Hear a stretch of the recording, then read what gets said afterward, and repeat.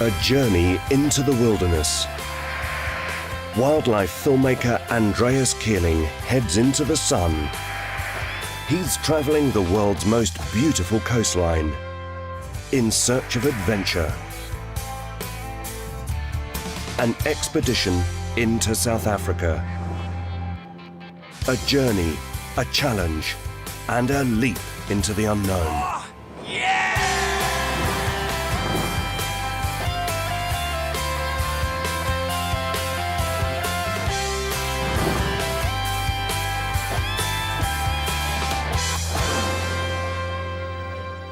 A rugged coastline, crashing seas, and breathtaking wildlife.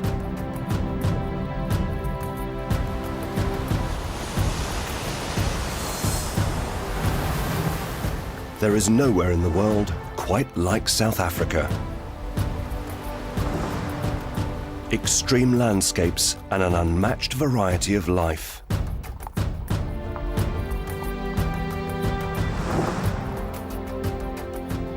It seems that even today, mankind is still a guest in these wild surroundings.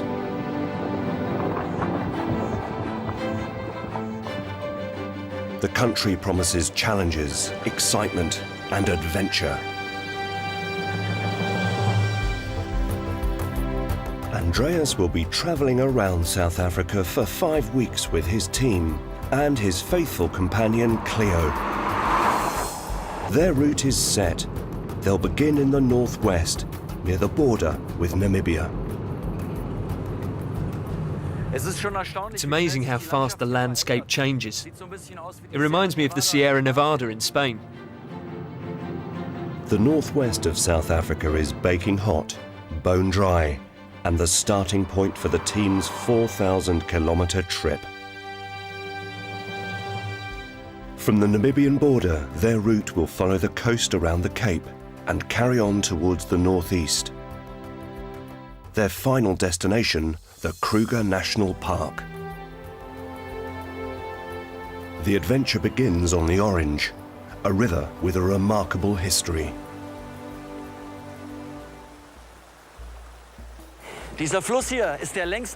This is the longest river in South Africa, and it's also the borderline with Namibia. Although we're travelling through a desert-like landscape, the river has a lot of water. It originates in the Drakensberg Mountains, and I'll meet it again at the end of my travels. The river provides a lifeline to a wealth of rare birds.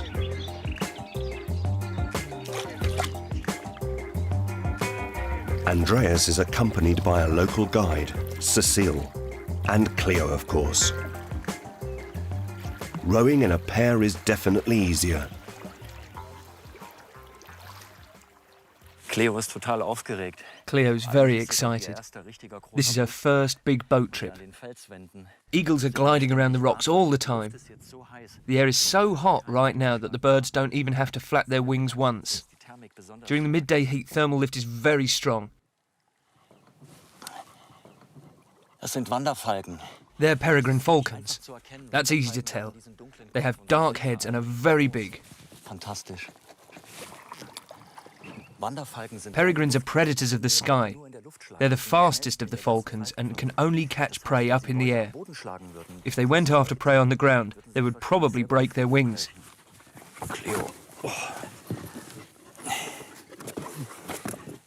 Cleo's exhausted and needs to cool down. There is a more relaxed approach to river travel. Cecile shows Andreas and Cleo how it's done, but it's just too hot for the travellers.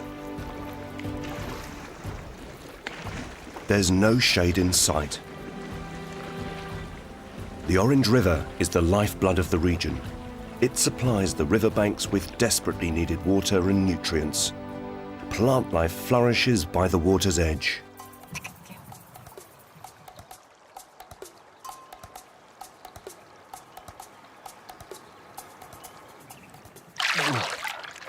It's hard to see anything underwater because of the amount of sediment. The Orange is one of the most sediment-rich rivers on Earth. Every year it carries thousands of tons of silt from the African highlands towards the sea. And this sludge can contain treasure. Diamonds. There's none here, though. Let's keep looking.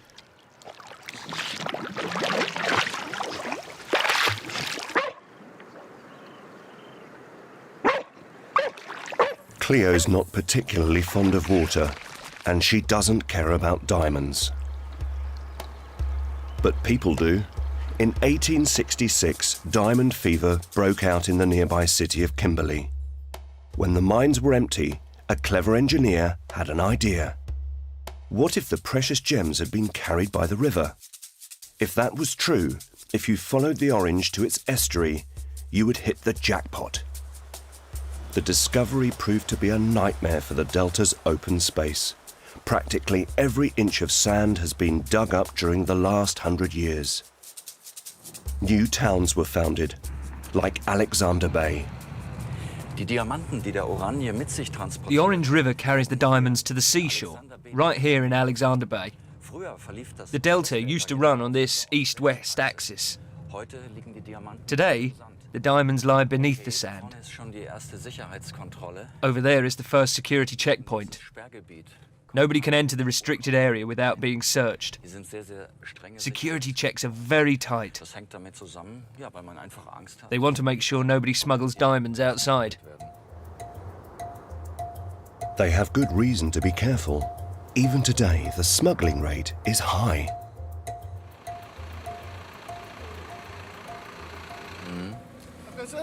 Thank you very much. Everything is fine. Luckily, Andreas has security clearance and can pass straight through.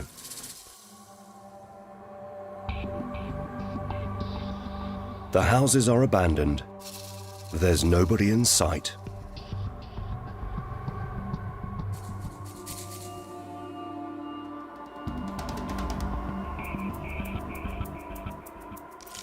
Andreas is here to meet Ursula Nijvoet, a German living nearby, and Peter van Wyk, a naturalist who was born in Alexander Bay. They both experienced life in the town during its heyday. No. Only Africans? Yes. Oh, okay. Andreas is curious. He's walked around the town and hardly seen any people, and only a few cars. Im Moment, ja, aber dieses hier war früher ein ganz toller. Ursula explains that these days the diamond business is dead. But once upon a time, Alexander Bay was booming. It was crowded with miners and treasure hunters. Now there are only about 100 people living here. It's turning into a ghost town. Alexander Bay is vanishing as quickly as it grew. The first diamonds were discovered and mined in 1925. Prosperity followed. But the really big money was made elsewhere. Diamond Corporation De Beers won the hearts of many around the world with their advertising campaigns. They make millions each year. Far out at sea, the Piece of Africa is digging. De Beer Mining rebuilt the ship to hunt for treasure. It is equipped with an underwater robot which can detect diamonds at depths of over 120 meters. Diamond mining can be a very lucrative business.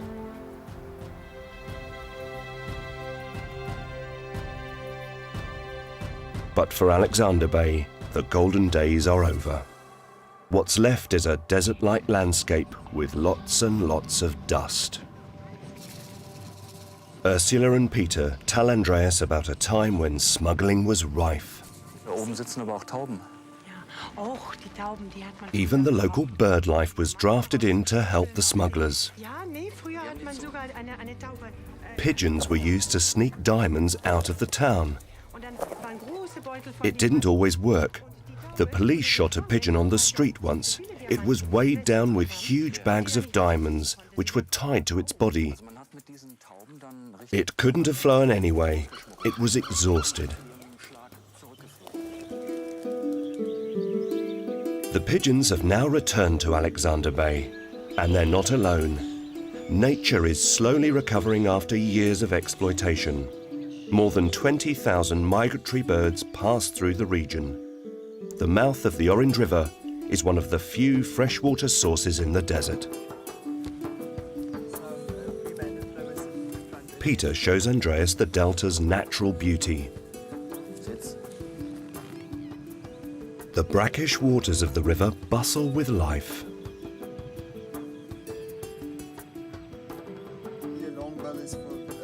Peter wants to stay here. He feels it is his responsibility to help protect and preserve the environment.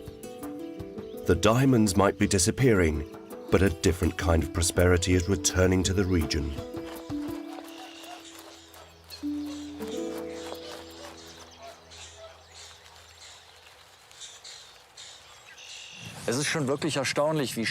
It's amazing how quickly the birds have reclaimed their habitat here in Alexander Bay. One of the reasons, of course, is that there are limited fresh water sources in the northern part of South Africa. The birds were just waiting for the workers to leave. Now they can re-establish themselves in their natural home.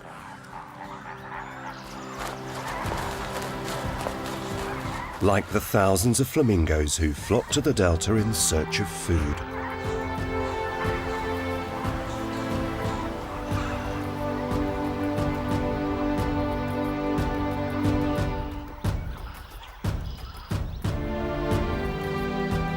It's time for Andreas to travel further south.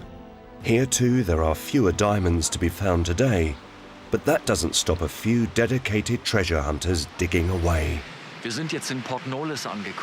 We've arrived at Port Nolloth, a town with diamond fever. There are supposedly people here who became rich overnight. One diamond hunter is George Moses. He's been chasing treasure for over 30 years. Hi George, Hey, nice to meet you. How's it, my bro? How's things? I'm Andreas. Hey, Douglas. This is Cleo. Lekker. Yeah, it's a lekker Is it? dog, yeah. You want to It's a come and dig for some diamonds here in my yard or what? No, she's more a hunting dog. Oh, yes. Yeah. Yes. So I heard you are one of the, let's say, famous diamond diver here in this area. Yeah, I've been here for ages, man. Now, 30 years on this coast. Everybody in the whole world expect when I say one of the famous diamond diver on the west coast of South Africa, say, hey, this man is rich. He make a lot of money with diamonds. True or not true? There was a time we did exceptionally well. Okay. But I tell you, the richness of a life up here adventure is like a spiritual thing, man. You know? Okay. I'm rich in spirit and all of that. I haven't really got money today. I'm not exactly a rich person, but Okay. I've got so much happening. Just look at this place. No, happening, I believe you, but you are still waiting for the big gig in the sky, or? Yeah. Okay. You know, we're working at the moment in a place called Block 60 here up at Alexander Bay. There's big diamonds there. You know, the biggest one. What means a big diamond? Oh, a big This? diamond, yeah, like this. Oh, come on. 112 carat stone is the biggest diamond. Really? That's come out of the sea, pumped by a diver. The diamonds was discovered in 1868 for the first time in South Africa. Okay. It was picked up by a little boy playing Yes. with quartz pebbles along the Orange River, right? Yes. And that's how it started. This country was nothing before that, before diamonds were discovered, and it just became like overnight, like a main attraction in the world. George came here in the 1970s, a young adventurer who had learnt to dive in the army. Diamond diving is a tough way to make a living, but George could live life how he wanted, free from too many rules and regulations. How old you are? I was about 25, 26. Wow. Yeah. You did a lot of sport, or this is Yeah, well, exercise you know, or workouts? Because it's such a physical game, this underwater, that and you work so seldom, you have to keep yourself fit. This is like through surfing and doing a bit of cardiovascular exercises and stuff, you know. So nobody expect actually it's so a hard job underwater to work with the big. No. sucker. It's of all the diving that I've done in my career, of all descriptions, there is nothing as robust and physical as diamond diving. Really, serious. George is now 60. Like many people in Port Nolloth, he still has to work to survive. and he can only earn money if the weather's good. How many days per year you have, let's say, a clear view here out on the ocean? But most of the time, this is quite unusual, you know. Unusual nice or? Unusual like foggy, Foggy, bit unusual depressed and so on, you know. Okay. Today's not diving weather.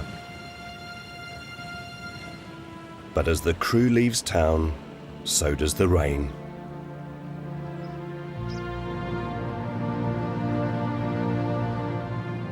Andreas is moved by the stories he's heard and the people he's met. Was uns hier so abenteuerlich und exotisch als Lebensstil Lifestyles like George's might seem adventurous and exotic, but it's their daily reality. I think there's a big difference if you were here for, let's say, just a few days or on holiday, and having to actually live here for 20, 30 years and having to deal with everything that happens. George told me that the settlement has a big problem with alcohol and drugs. I can easily imagine that. There's not much to do here besides looking for diamonds, taking a walk in the desert, or a bit of fishing. I think you'd have to have been born here or a special character to be able to endure it for a long period of time. As the sun returns, the pensive mood lifts. The journey continues south through the dry, dusty plains of Namaqualand. This area of South Africa is sparsely populated, but there is still the opportunity to make some memorable acquaintances.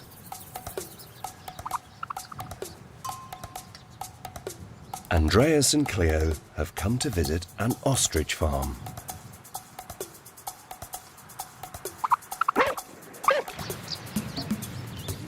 Ostriches are very common in South Africa. They are bred on farms and they're used to humans, but they're not so keen on dogs. Cleo has to stay outside, of course, even though she's very keen to meet these birds. Ostriches can be fierce. Andreas is here to meet Julia and Suzanne, two farmers who have a large flock of the giant birds. Hallo Julia. Hallo Andreas. Schön dich hier zu Nice to meet you. They look pretty healthy. Hello, I'm Andreas. Nice to meet you. Jetzt Susanne. How many ostriches do you have on your farm? 200. 200, yeah. And how old are they now? They're about 3 weeks old. Oh, they grow fast. Yeah, they grow pretty fast. They're really great. Right now, you can't tell the males from the females. That comes later on. The males will be black and the females grey. So you raise them for their meat and you use the feathers? Yes, and also for leather production. I know that ostrich meat is very low in cholesterol. Yeah, that's right. And what can you make out of ostrich leather? It's perfect for belts, especially for men, and you can make purses for women. I always say that every woman should get at least one ostrich purse from a man. I'll have to think about that. You'll have to buy one later. Can you pet them, or are they already too shy? Well, we can try. Is their natural reaction to try and run away yet? Oh, yes, they'll want to get away. But I think we'll manage. I think I've got one. Let's talk about the ostrich method of hiding, putting their heads in the ground. Do the young ones do that? Or is it just a myth? It's a myth. Sand can get so hot it causes reflections, so people thought the ostrich was putting its head in the sand. In reality, it was just pecking. So this one doesn't do that at all?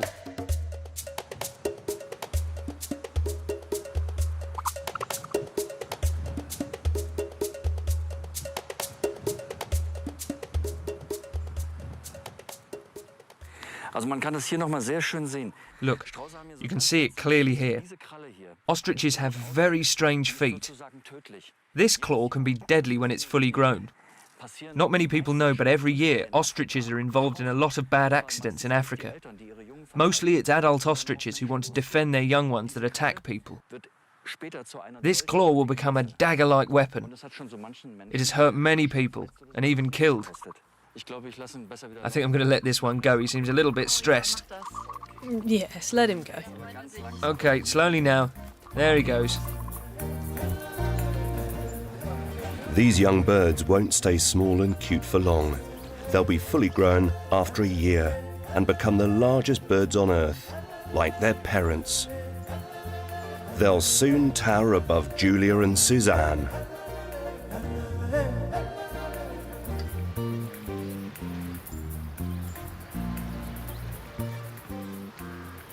How much does a full-grown ostrich weigh?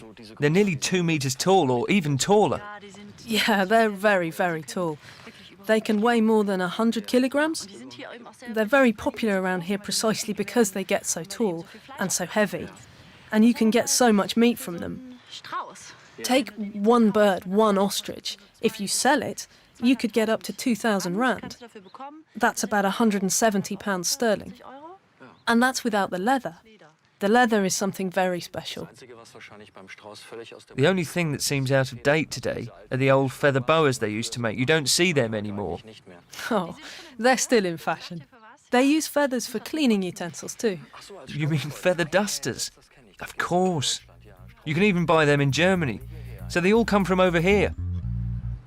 Some of the birds look like they might have lost a few feathers already today.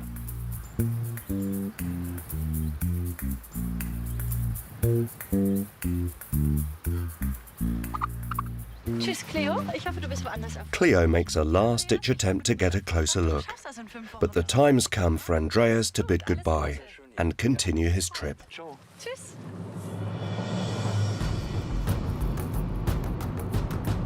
The journey continues on a rocky road typical for northwestern South Africa. The rough terrain soon takes its toll. Na, klasse. Great. Na, klasse. That's just great. So. Sieht fast so aus, als ob wir uns Looks like we're going to get stuck. This road has what's called a washboard surface. You have two possibilities. You can drive extremely slowly or extremely fast. But our good old VW seems to be having some difficulties. I'm sure we're going to get stuck. Only one thing to do. Take a deep breath and be gentle on the clutch.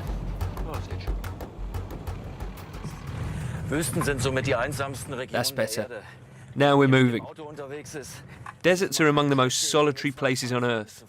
If you travel through them by car, it's a good idea to take two vehicles. This desert hasn't always been this empty. At this rock over here is a big surprise. Hopefully it's something to make the difficult journey on rough roads worthwhile. There doesn't seem to be anything here except windswept scrub. But Andreas knows what he's looking for.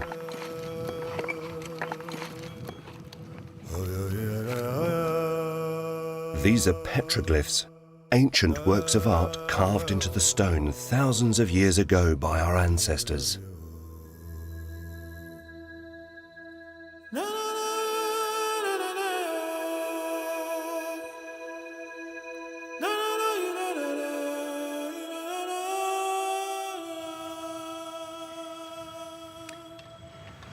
Das scheint die Darstellung eines Elefanten zu sein. Hier der Rüssel, die I Stoßzähne. think this depicts an elephant, with the trunk and tusks. Antilope sein. And this image with the horns could be an oryx. Wow, das ist wunderschön. Ich bin ein großer Fan I'm a neolithischer. big fan of Neolithic art. Hier, das ist die Darstellung eines Jägers. This is an image of a hunter, Wahrscheinlich mit seiner Beute. probably with his prey. Diese Fels These carvings are thought to be 2,000 years old. Jahre alt sein. Das Interessante It's interesting how slowly rock fades in the desert. There's no snow, no rain. It takes a long time for things to fade. pfeift hier nur immer der Wüstensand drüber, The only thing passing over this rock is sand. gegeben hat. All of these animals must have lived round here at some point. Hier ist Dolomit. Das heißt The eigentlich bedrock is called dolomite and is very soft. Ich sag jetzt mal Steinzeitmenschen. Obviously, let's call them Stone Age men, used a harder rock to knock out chips to carve these figures.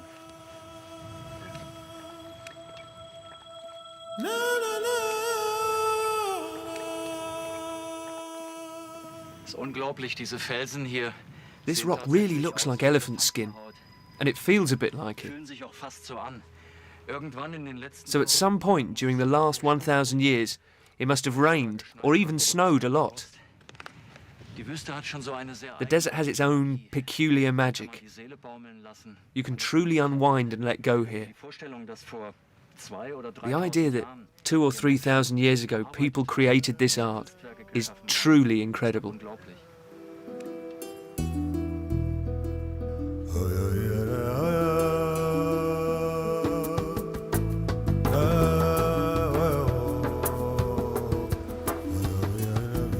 Night brings welcome relief from the heat of the day.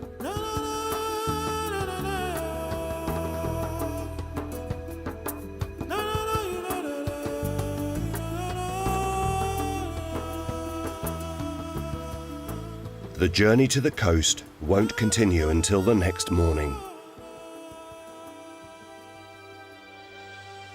Next day, Andreas and the team are greeted by a cool breeze. Even if there's a heat wave inland, temperatures at the coast rarely rise above 80 degrees Fahrenheit. Rolling fog brings moisture across the land which hardly gets any rain. Ganz schön kalt das Wasser hier, vielleicht 12 bis 14 Grad. The water is pretty cold, probably around 57 Fahrenheit. That's due to the Benguela stream, which travels up the west coast of Africa from Antarctica. After days of desert heat, it's a welcome change. Two different kinds of weathers collide here, the very dry inland climate and the cold, wet ocean weather. And that means fog for most of the year.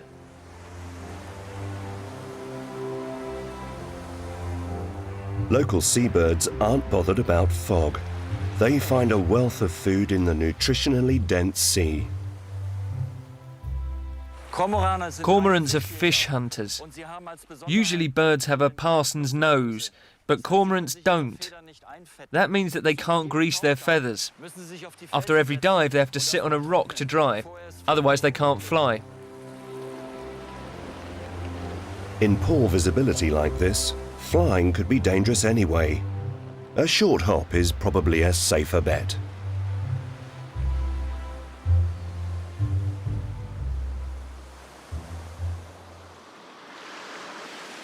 Das sind Sepia-Scheiben. These small discs are actually squid skeletons. They consist of calcium carbonate and mineral nutrients. Anyone who's owned a parrot or parakeet may recognise them. The discs often hang in bird cages, and after a few months, they've been eaten. They're not bad, actually. Möchtest du auch mal?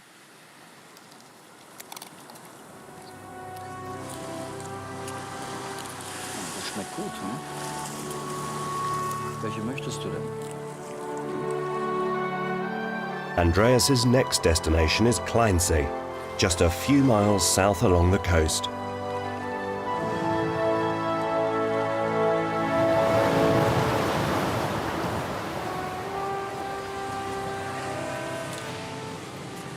Die Artenvielfalt an der Westküste Südafrikas.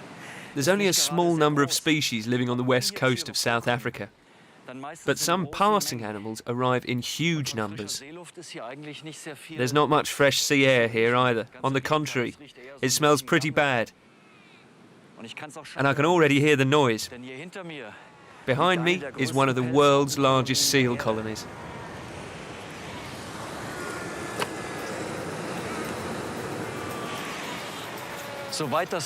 This colony is about 3 kilometres long. That's incredible. The population is estimated to be 500,000 animals. 80,000 babies are born each year. I want to get closer. And I'm going to use an old seal hunter's trick. I'll crawl towards them against the wind. Let's see if this works.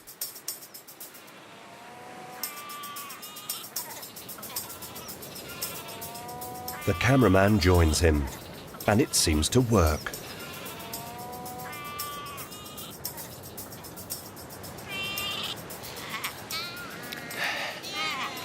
So, jetzt habe ich's geschafft. Right, I made it. I'm in the middle of the colony.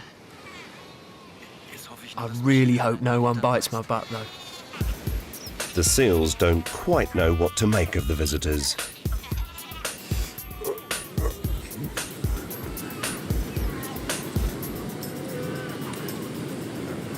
Ich glaube, dass die Seelöwen oder die Seebären Looks like the sea lions think that the camera is a kind of eye, that it's watching them. und deshalb That's why they come closer. They want to check it out. Andreas knows another nifty trick. How to speak seal.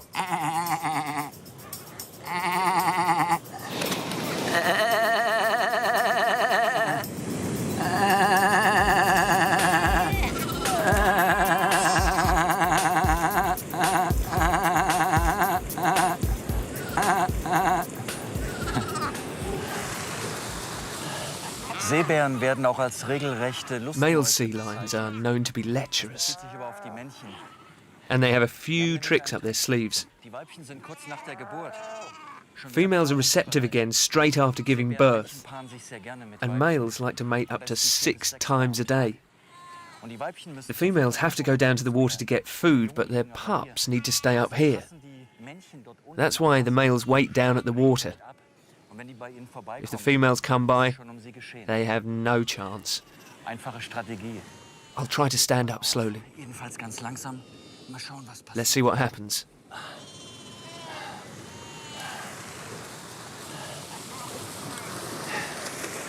Ja, genau das. Just that. Ziemliche Panik. Panic. It's a frantic race to the sea. In the water is where sea lions excel. Males especially spend most of their life at sea. They are superb swimmers and can dive down over 90 meters. Sea lions hunt for food in the kelp forests and prey on crabs, squid and sardines. They're skillful hunters, often isolating lone targets from schools. A similar tactic is used by their sometime hunting companions, the penguins. Sea lions' biggest threat underwater is the white shark. But life on shore can be dangerous too. Sea lion pups provide a welcome meal for hungry hyenas and jackals.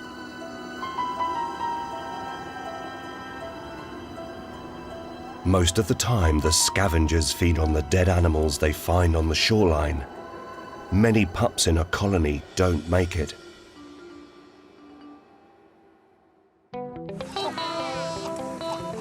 But those that do look like they enjoy life. When the parents are out at sea, many youngsters spend their time at the water's edge, playing in the surf.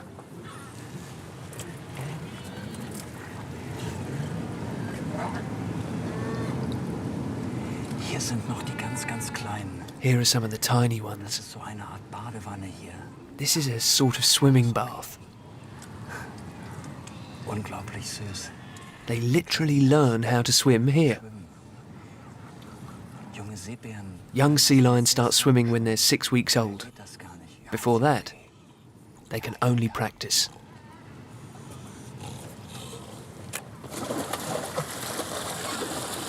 Playtime is over. Soon it will be time to test their skills for real in the open water.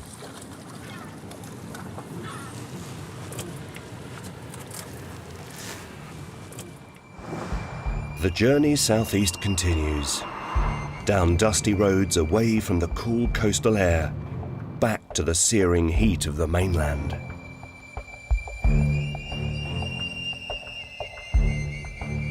There's some shade underneath the car. Cleo especially is suffering in the high temperatures, even though it's only early morning. Andreas is looking for signs of life in the dry desert. Diese Region hier nennt This area is called Namakwaland. der heißesten Ort. It's one of the hottest places in South Africa. Das Thermometer The zeigt thermometer reads 107 degrees Fahrenheit. alle Tiere und Pflanzen, die hier leben. The flora and fauna that live here are true survivors. Hier ganz selten für Rain's scarce here, maybe just twice a year. sich reinweht. But fog from the coast, which is at least 100 kilometres away, blows here regularly. Kleinen Pflanzen. That's what lets the small plants and animals here survive. Flora and fauna are hiding in this hostile environment. You have to look pretty closely to find them.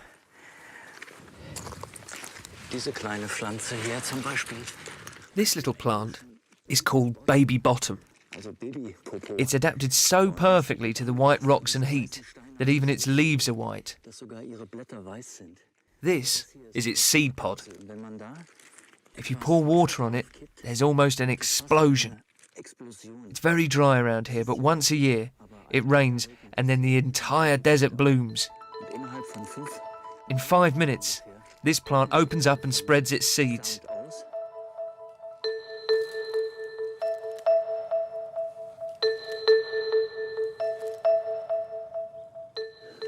If it rained regularly, within a month everything would be colourful. That happens once a year, towards the end of the South African winter, in August or September. The land comes alive with a sea of flowers.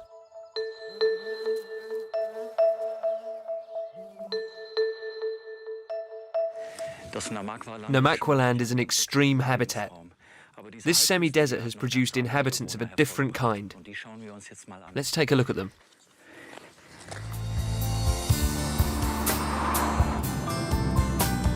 Some animals thrive here, despite the lack of water and intense heat.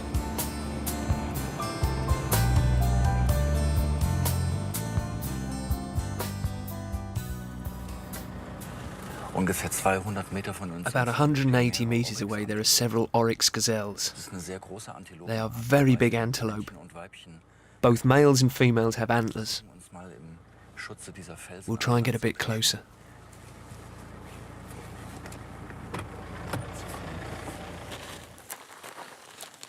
As I try to sneak up on them, they sense something is wrong. The eyesight of desert animals is highly developed, and they can make out movement at a great distance.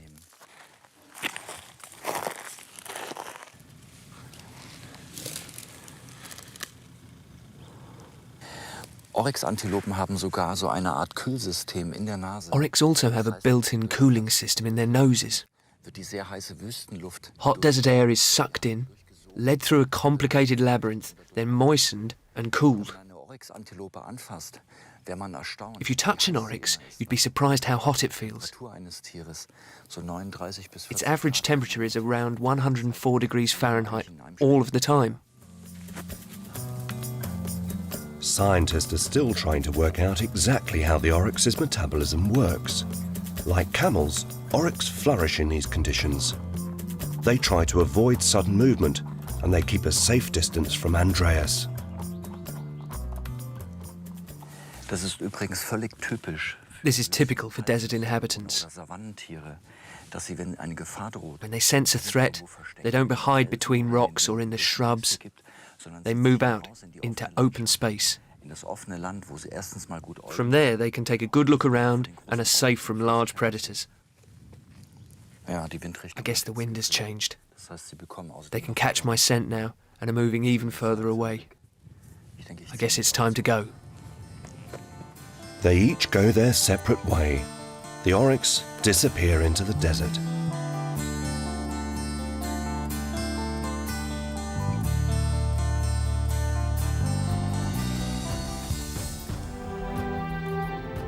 Andreas is happy to be back in the cool of his vehicle.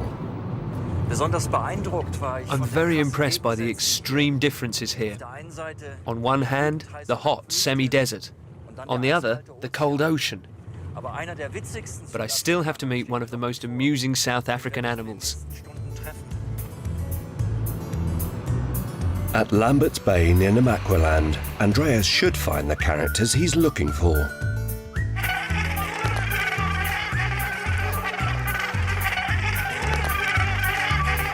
Cape gannets. They certainly look clumsy, especially when they try to take off.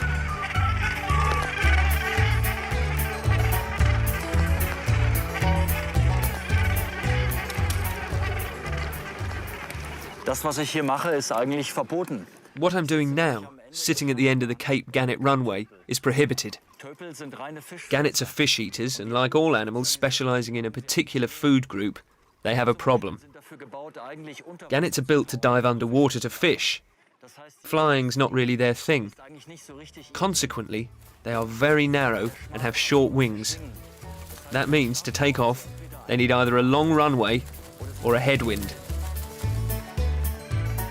There's no headwind today, and sure enough, it's causing a few problems. I'm amazed that the gannets don't seem to be scared at all. They don't even try to fly away when I walk right past them. These birds live very closely together. As a result, chicks have to stay in their nests for about 100 days and have to sit in exactly the same place. During that time, they attract a lot of parasites like beetles and flies. So when they fly for the first time and get out to sea, they take a very long bath. This one is going to fly soon, maybe tomorrow. He will be fully fledged and out on his own. This one seems to be about 6 weeks old. It's going to need its parents' care for a long time. You wonder how the parents find their chicks in this tangled mass when they return. Well, they use sound. The chick calls, the parents answer. Tender bill bashing as families are reunited. Adults fly a long way looking for food to feed their hungry chicks. In these crowded colonies, it's not always easy to land near the family home.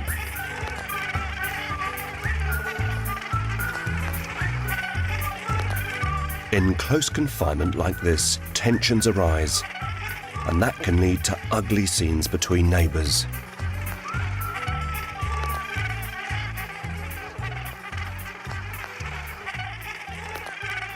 It's a complicated, crowded situation.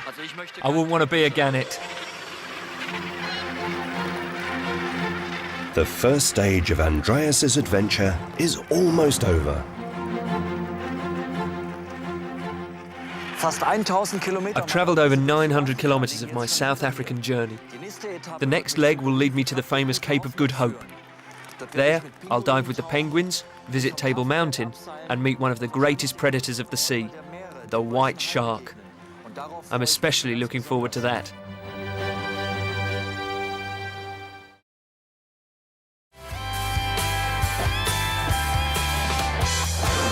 Stage 2 of the trip, and Andreas discovers the beauty of the Cape. He climbs Table Mountain, checks out ostrich eggs, meets Cape Town's cheekiest characters, and makes some unusual friends on his journey to the very tip of Africa.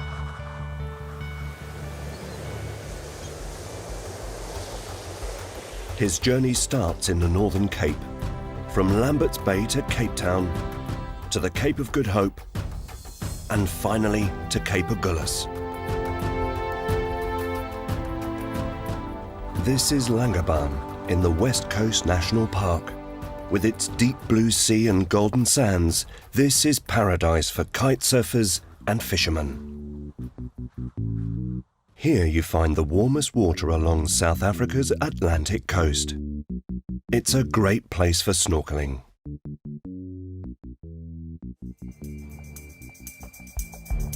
And visitors soon find out why it's called Shark Bay. Direkt hier vor mir ist ein Sandhai. There's a sand shark right in front of me. It's looking for food, so I won't try and catch it. You can only really catch them when they're buried in the sand with their eyes poking out.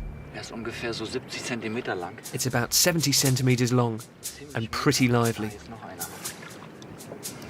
These sea creatures are a combination of a shark and a manta ray, and super fast. I was this close. A near miss is still a miss. The west coast of South Africa is less popular with tourists than the east.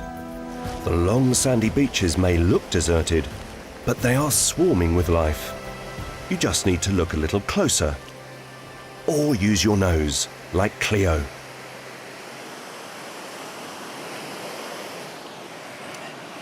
Das hier ist ein nicht mehr ganz so frischer Anchovis. This is a half-rotten anchovy. Thousands are washed up on this coast, but only for a little while. There's a kind of beach patrol here. The smell of rotting anchovies spreads fast, and there are snails here that move just as quickly. Plough snails bury themselves in the sand, hence their name. These slippery creatures are the real surfers of the sea.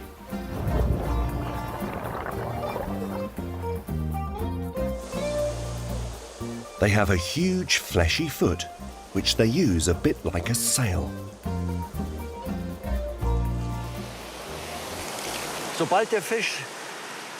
The spreading smell of the anchovies in the water attracts the snails like magic. The snail's special surfing technique helps them reach the food quickly. So much for a snail's pace. With the help of its excellent sense of smell, the snails find the fish within 30 seconds. Now the unpleasant part. The snails have a sort of trunk which they use to suck up food. Every time they feed, they absorb up to 1/3 of their body weight.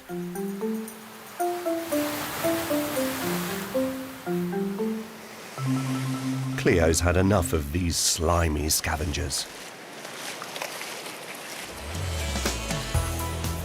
The journey continues south along the rugged Atlantic coast. It's only 90 kilometers to Cape Town, but Andreas and Cleo are making a detour inland.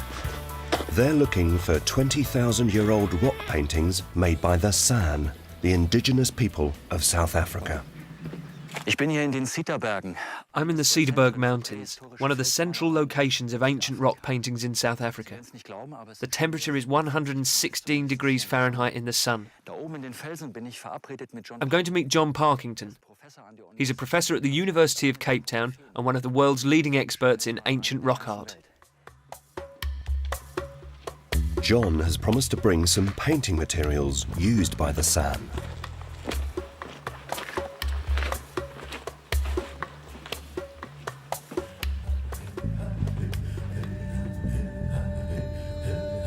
The rough walls are like a gallery of ancient rock art. These well-preserved paintings mostly show hunting scenes and dancing rituals. They're high-quality works of art, painted by skilled artists of the day. Hello. It's a nice shady place here in the middle of the day, huh? Yeah, it's terrific. Wow. Very hot out there. Much cooler here than outside. Yeah, no, it's beautiful. Yeah. Hello, I'm Andreas. Hello, I'm John Parkington. Nice to meet you. Nice to meet you. Yeah. So this is some of the rock art what you can find in this part of South Africa? Yes, it's a very nice one. A long procession of male figures. Right at the head of the procession there are 2 eland. Is it a group of hunters or? They are hunters. You can see a lot of them, most of them in fact, have their hunting bags over their shoulder, and in the hunting bag there are the bow and the arrows. So they're ready to hunt, yes. And the eland antelope, we have to explain it. It's the biggest antelope in Africa, which means it's a big piece of meat, not easy to hunt. It's an animal that has a much deeper significance. It is the animal that a boy has to kill to become a man. So in the rite of passage, whereby a boy becomes a man, what happens is when he's killed his first eland, because the system is that unless you kill an eland, you don't get a wife, what their life is going to be like as a husband. Sorry for the dog, but he's also, I think, interesting, because she's a hunting dog. So I think she likes to listen always hunting stories. Dreams were a great source of inspiration to the artists. They believed in the healing power of dancing and would move, sing, and clap their hands around the fire for hours until they went into a trance. What for materials they use to paint this and this stays so long? The colour from the painting comes from something like this, a piece of ochre or a piece of ferruginous shale, something that has a lot of iron in it. Where the binder could be fat, or it could be blood, it could be something from a plant, but it could also likely be the white of an egg. Oh, that's a nice ostrich egg, very heavy. It's about 24 chicken's eggs. And how I can open this? Okay, I also brought along a nice old artifact that you might use to tap your way into the egg. Okay. This is 500,000 years old from southern Africa. It's a hand axe. I believe we make a big mess, but I think so. But yeah. It's not the same like you open a breakfast egg. You're an ostrich eggshell surgeon.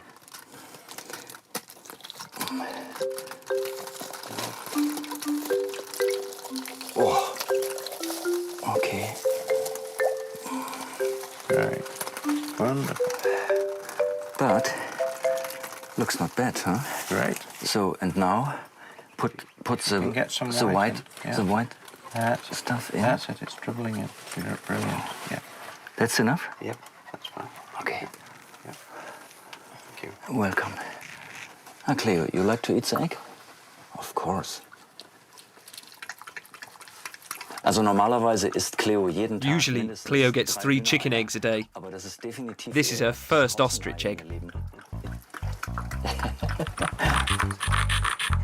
The ochre is crushed and mixed to a paste with the egg white. This is how the ancient artists of South Africa did it thousands of years ago. Maybe you can make something on my arm, just like a sign, an old Stone Age sign. Yeah. A bit liquid, I think. Oh, it goes really good.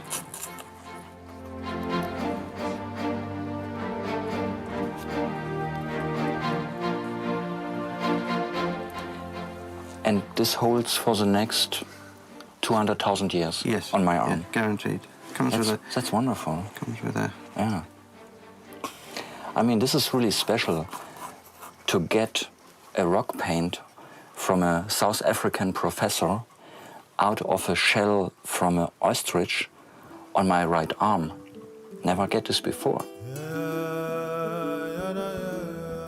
From Clan William, the journey continues south. Next stop, Table Mountain and the Cape of Good Hope. The road passes one of the world's most important bird sanctuaries. More than 250 species live here.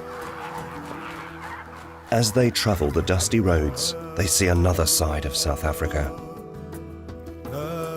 The saline pools of Veldrif, where salt crystals are still picked by hand. The Olifants River Delta. This is the home of a South African delicacy, West Coast Bokkums. Salted and sun-dried mullet are enjoyed by locals and tourists alike.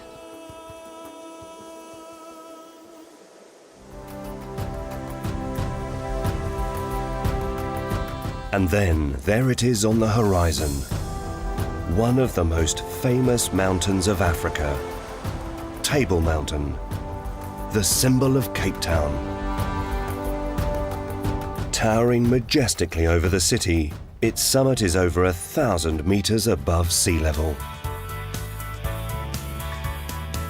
The easiest way up is by cable car, but it's more adventurous to tackle it by foot. Heute bin ich mit Bernd Bierbaum am Tafelberg unterwegs. Today I'm exploring Table Mountain with Bernd Bierbaum. Table Mountain is one of Africa's greatest natural habitats. There's an incredible range of species which Bernd is going to show to me. It's a bit hot today, but the conditions are good. The mountain itself is 600 meters higher up, so when we reach the top it will be a bit cooler. Wonderful. When Bernd says it's a bit hot today, he means only 95 degrees Fahrenheit with no wind and the sun beating down. But that's quite acceptable to South Africans.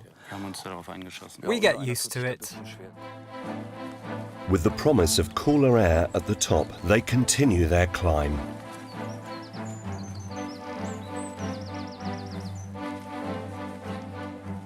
Halfway up, and the view of Cape Town is already breathtaking. Depending on how fit you are, you can climb the mountain in 2 to 3 hours. The path is good, but the sun is merciless.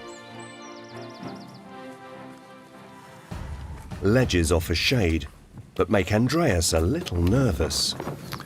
So hat man's gerne, hm? Now, that's what I'm talking about. Muss ich mir jetzt eigentlich Gedanken machen? Should we worry about being buried by rocks? Sure, if we stand here for a couple of million years. Then it's safe for quite a while. The mountain's actually quite solid, but it crumbles a bit every day. The mountain consists mainly of sandstone. Years of water erosion has created huge caves. Ja, geologisch ist das ja eine ganz große Besonderheit hier.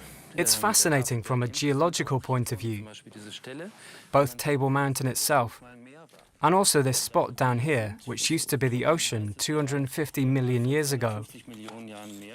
If you split the rock, you see silt deposits.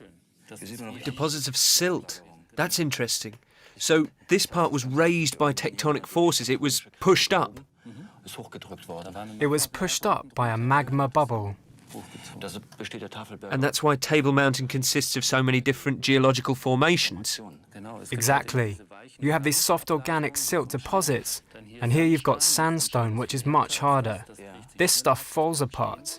This is solid. The top of Table Mountain is made of sandstone. That's why it's so flat.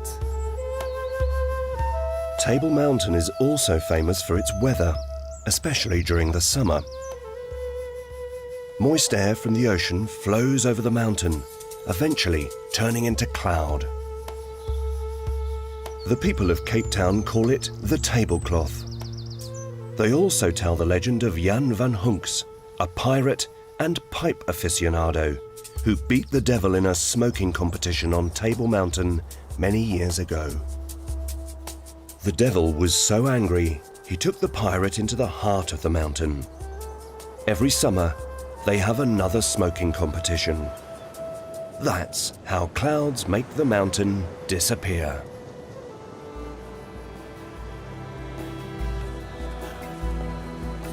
Luckily, the pirate and the devil aren't smoking today. There's no cloud cover on their way up to the summit.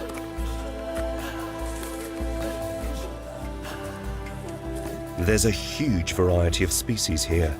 Around 1,400 different types of plant have been identified. Many can't be found anywhere else in the world.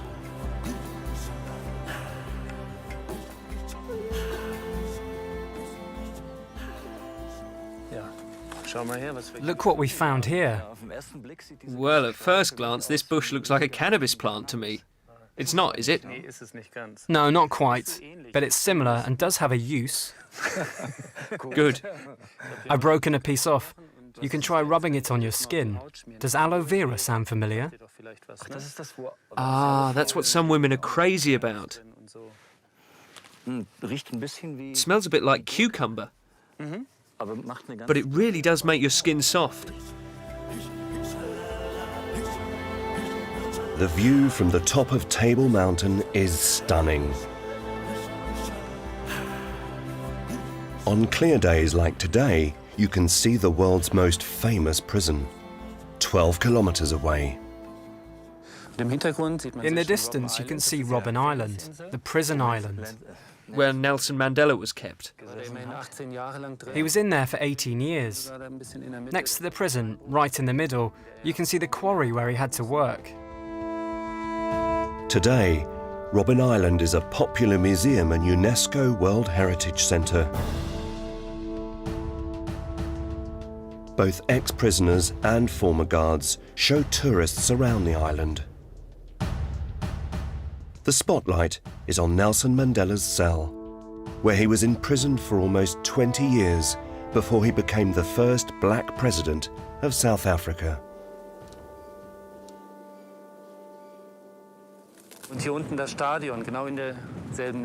Down there is a sports stadium with a glass roof.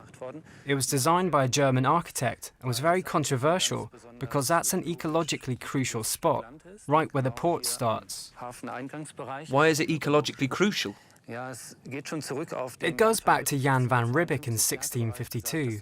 He said the land needed to be protected and not used for business because there are so many special creatures and plants living here.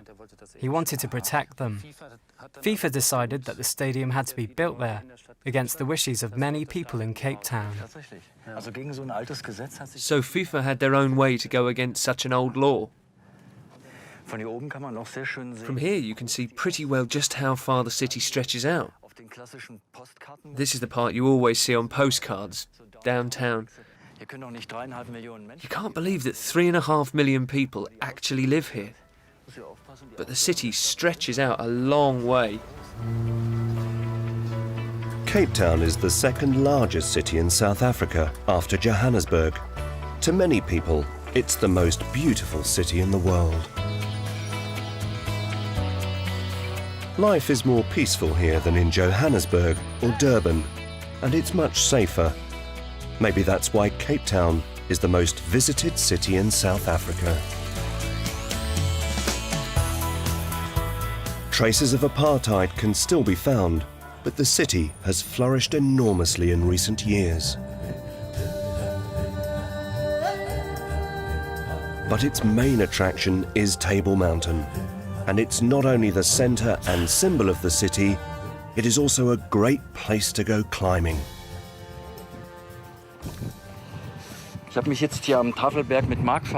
Now I'm with Mark at Table Mountain. He's a professional mountaineer from South Africa and offers many different tours to all sorts of people. Daredevils, risk takers, crazy people, or sportsmen like me. You can actually abseil down Table Mountain, and that's just what we're going to do. Abseiling off Table Mountain is only for the fearless. It's a long way down. The wind blows at 100 kilometers an hour up here. You can feel the sand and grit being hurled up. That causes permanent erosion and shapes the rocks. Time to take the plunge. Andreas drops into the void.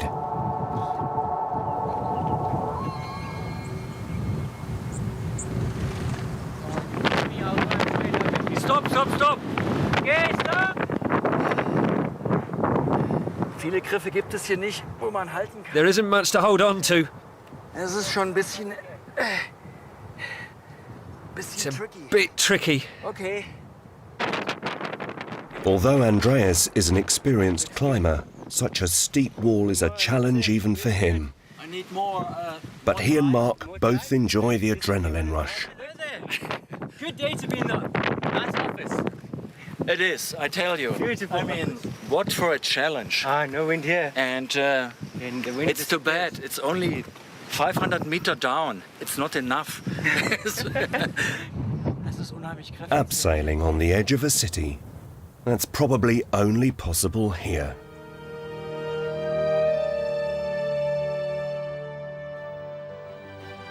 "45 kilometers away is the Cape of Good Hope. Ancient mariners named it the Cape of Storms. At least 23 ships lie wrecked on the seabed.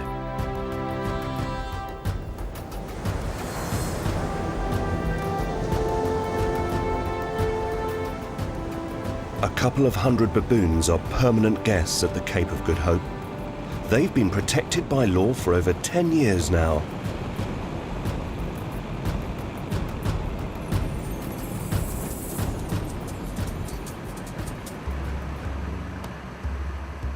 They aren't frightened of tourists, just the opposite. They've become rather bold. That's a male baboon, the leader of the group. He's massive and not to be messed with. They've got enormous teeth. Tourists always feed them, and they need to beware if they don't. Baboons can become very aggressive. They start by ripping off wing mirrors and sometimes bite people on the arm. The crafty baboons have many tricks up their sleeve. They often raid campsites and steal any food they can get their hands on. Absolutely nothing's safe.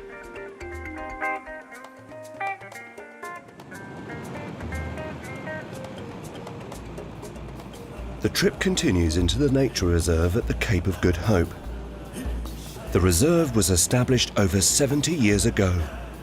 It is one of the oldest national parks in South Africa. Countless species of bird live here, and there are busy beachcombers at work. Baboons are very inventive and eat whatever they can find. Cape baboons have discovered there are tasty snacks hidden on the seashore.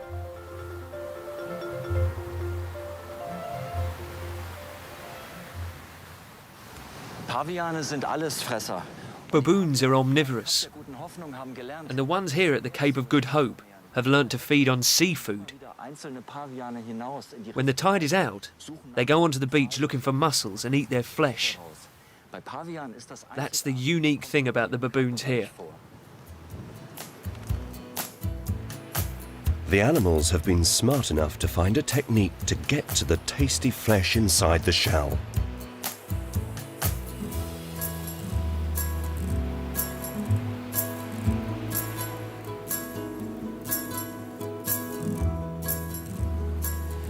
Generell sind ja Paviane erst einmal wasserscheue Tiere.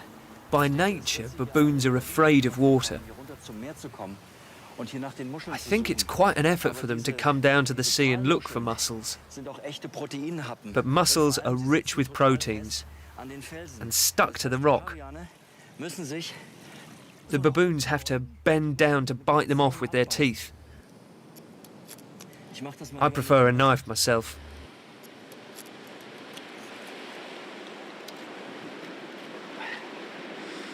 Ja, wenn ich mir das hier so anschaue, das alles. Looking closely, it seems that this is all flesh. 30 mussels should be enough for a meal. Mussels are a lot healthier than the hot dogs they steal from campsites.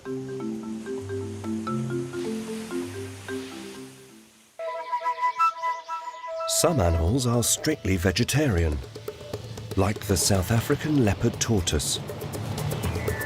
Unfortunately, hunger's led this one to look for food in a rather dangerous place. Luckily, it's discovered in time. Drivers here have to keep their eyes peeled.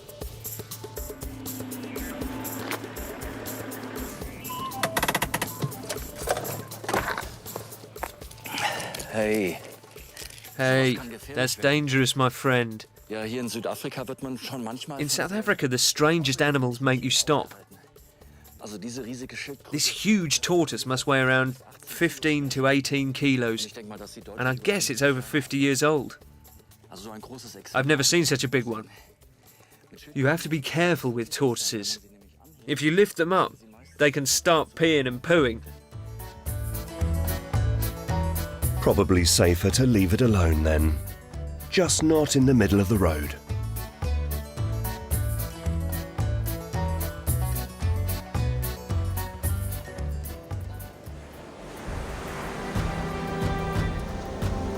At the southern tip of the Cape Peninsula stands the Cape Point Lighthouse.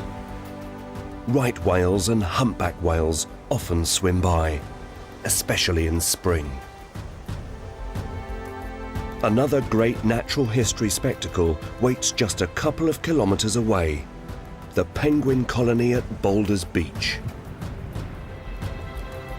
Just a 30-minute drive from Cape Town, this beach is home to thousands of African penguins. They're not afraid of humans, as long as they don't get too close. The little birds are curious and bold, and they don't seem to mind sharing their beach with visitors.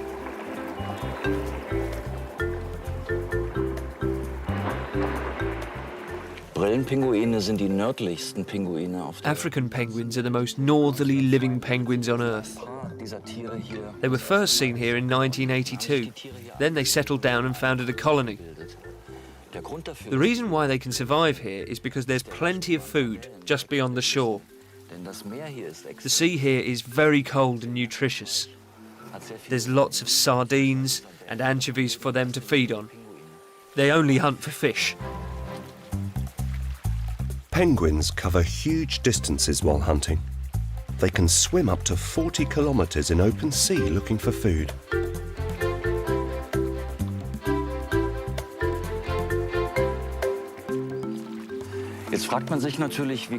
You probably wonder how penguins defend themselves down here among the stray dogs, cats and foxes. And they breed on the ground. Their nests and chicks are exposed.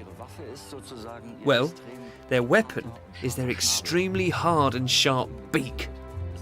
A penguin peck is quite painful. I'll show you. That hurt. It's like the peck of a raptor and a macaw combined. I'll do it again.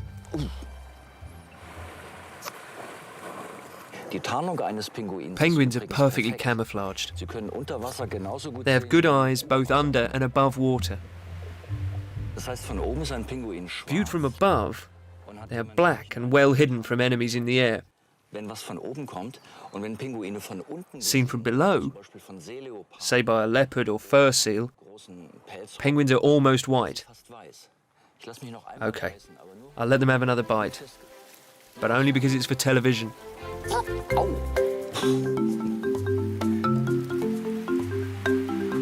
African penguins are also called jackass penguins because they sound a bit like donkeys. Their German name, the Specks penguin, stems from the markings around their beaks and eyes.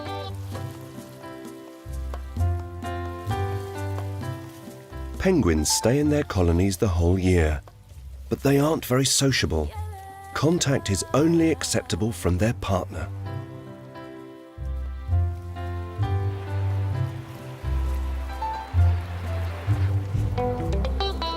Penguin couples stick together.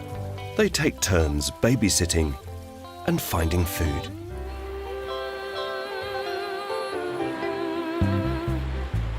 The birds sitting here in a couple are actually a real couple.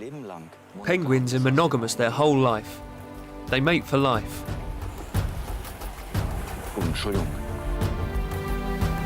African penguins are an endangered species. Over the last 70 years, their population has shrunk from 3 million to just 170,000. Global warming, pollution and overfishing are the main causes for this dramatic drop in number. The penguins on Boulders Beach take care of their chicks as best they can, but their numbers keep falling every year. This is a typical African penguin breeding burrow. They dig it themselves. They have no fixed breeding seasons, and both males and females take turn guarding the nest. They usually lay 2 eggs, but often only 1 chick survives. Usually it's the firstborn. The second chick only stands a chance if there is enough food. If we keep overfishing and do nothing to stop global warming, none of these chicks may survive. Parents do the best for their young, but life is hard.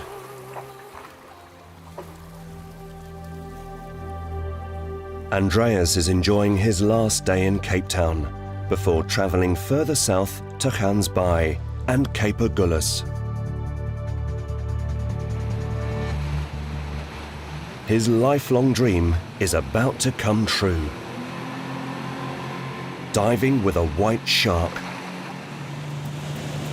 The boat brings him and Cleo closer to Dyer Island, a hunting ground of the biggest predatory fish in the world.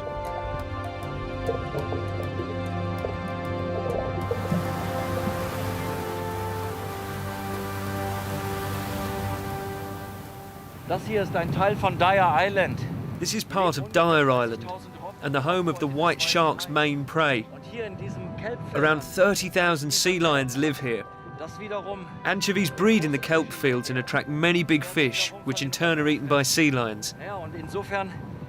That's why this sea is home to one of the world's biggest populations of white sharks.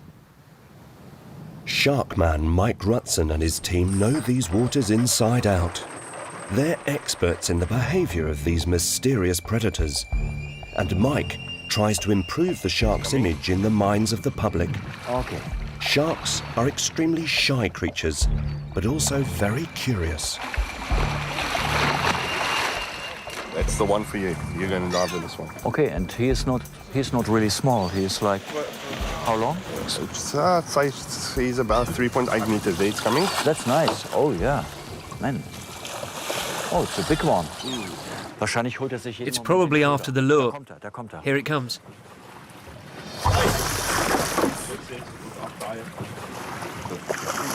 Andreas, it's his time. Go into the cage. So, probieren wir es mal aus. Let's try this on. It isn't very comfortable. I've never had a weighted belt like this before. But when in Rome... Time to say goodbye. Tschö, Cleo. And get into the cage that is floating on the surface and fixed to the boat.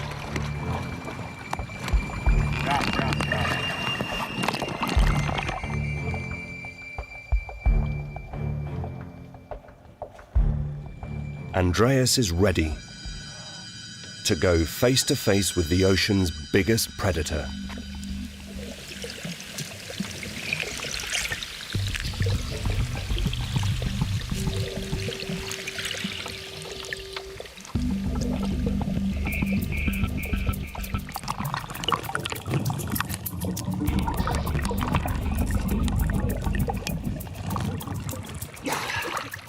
Sadly, it's a short encounter. The water's extremely cold. The shark disappears into the distance. Cleo's glad her owner is safely back on board. It's something special being so close to such a big animal with only a couple of thin bars between you. It opened its mouth a couple of times, but it wasn't very interested in me. Sharks are more vulnerable to humans than humans are to sharks. They often end up caught in the nets of big fishing boats. The trip continues along the coast. Next stop, Struis Bay, 2 hours from Cape Town. The town survives mainly from fishing, but some locals have an even closer relationship to marine life. Like Sonia. Hello, this looks nice. Yes. Like nice dog food, No, huh? it's not dog food. I'm gonna give it to the stingrays. To the what? To the stingrays. To the stingrays? Yes. Stingrays, they are huge. Yeah. Very, very huge. So, what do you mean you give it to stingrays? You feed I them feed or? them every day, yes, in the morning. Here in the harbour? In the harbour, yes. Okay. And I feed them in the morning and in the evenings. How many? How many? There's 7 of them. And it's my babies. Really? Yes, it's my babies. Can I assist you and help Yes, you? you can. You can. That's nice. How big they are? Very, very big. I don't know how big, but it's bigger than... yes. How you call him in? Like you make the vibration on the water? Yes, I make the vibration and he's coming. Like this. Okay. Or otherwise, when he's not coming, you take this stick first. And you make like this. Yeah. And you smell the blood. The stingray has a name. Paddy is in the one. His name is Paddy. Paddy or Paddy? Paddy. Okay. Because it's a big one. The one with the name is Paddy is big. It's very big. Yes, I'm really curious. They aren't kept waiting long. I mean, he looks from the distance, he looks huge, huh? Yeah. This is good. Sure enough, it's Big Baddie. He doesn't want to miss the treat Sonia's prepared.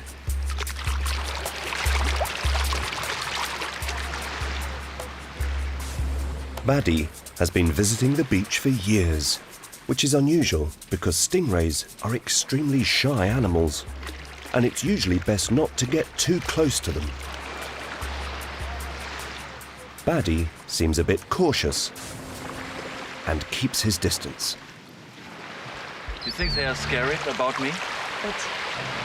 Okay, Betty. Turn, turn, turn. He can't resist the smell any longer.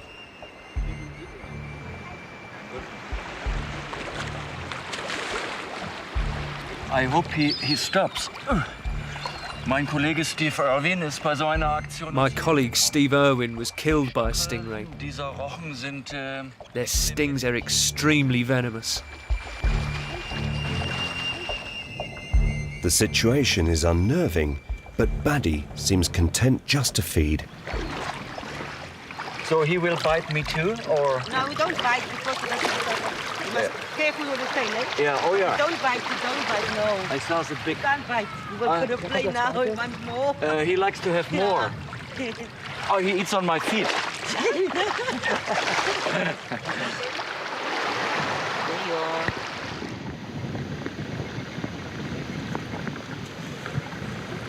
He's coming to you. Let him go out.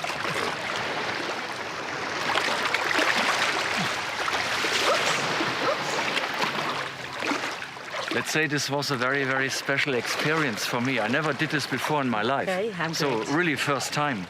And I can believe they are so usable or tame. Yeah. So I'm glad you enjoy it. Yeah, no, thank you very much. Really, Thank you. Really appreciate it. Thank you very much, sir. And I wish you luck and never a hit with the nail No, from the stingray. No, I promise you. Be careful. I will be careful with you too. Yeah, I'm too. Okay. Baddy's in no rush to leave.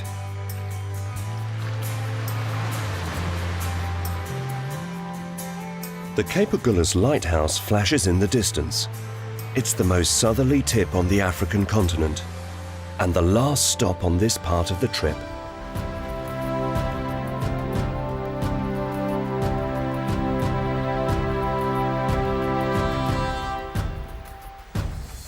The wreck of the Meishu Maru shows how dangerous the waters around Cape Agulhas are. The Atlantic and the Indian Ocean come together here, and a clash of currents often causes stormy seas. The old lighthouse lights the way, but many ships have met their end at the Cape.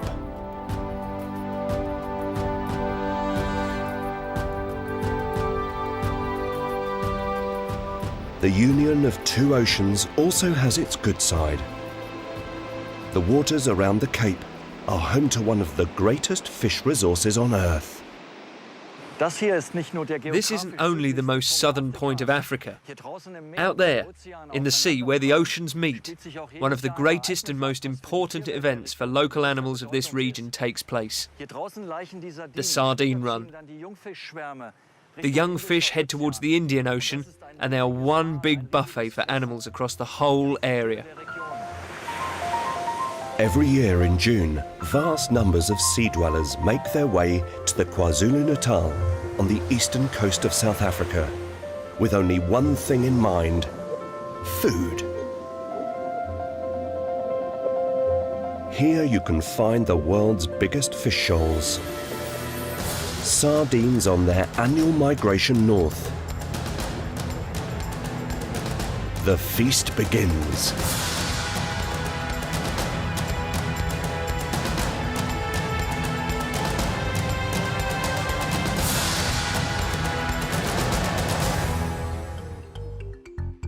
The Cape Agulhas lighthouse was built in 1848 and is the second oldest lighthouse in South Africa.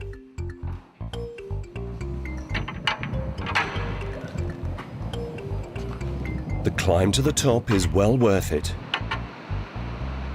There is a beautiful view of the Atlantic Ocean, which Andreas is about to leave, and of the Indian Ocean, which he is about to discover. I think lighthouses are romantic and also very mysterious. They mostly stand on spots with a fantastic view, like this one of Cape Agulhas.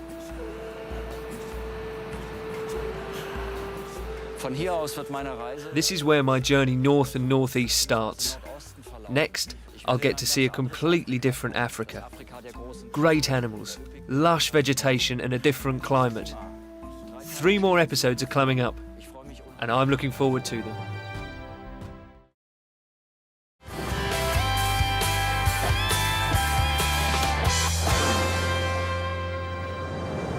A wild coast and crashing waves.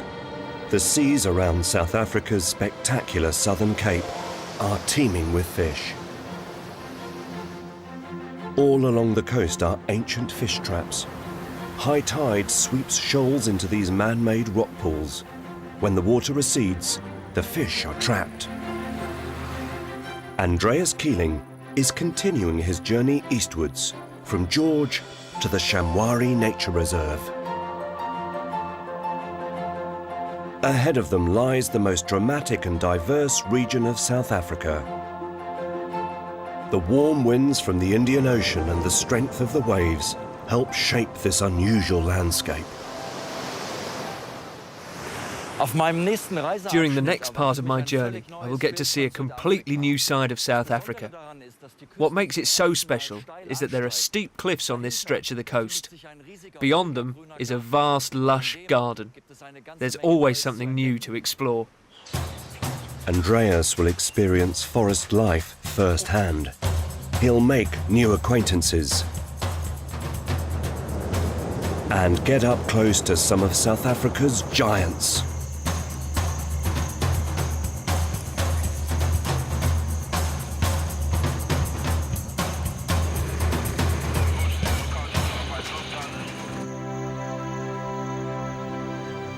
But first, time to explore the cliffs and crags of the Indian Ocean coastline.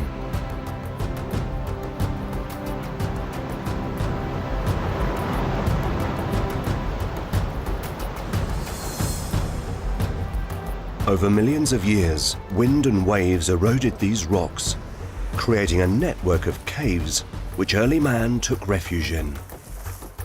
But it's not easy to uncover signs of the past here. The rocks continue to erode deep inside the caves. If you're looking for signs of prehistoric life, you have to think differently inside caves. What today is the roof used to be about here 5,000 years ago.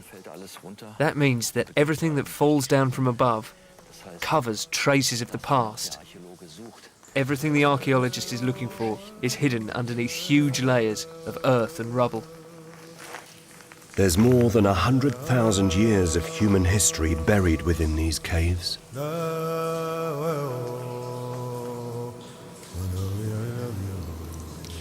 But some traces of life can clearly be seen.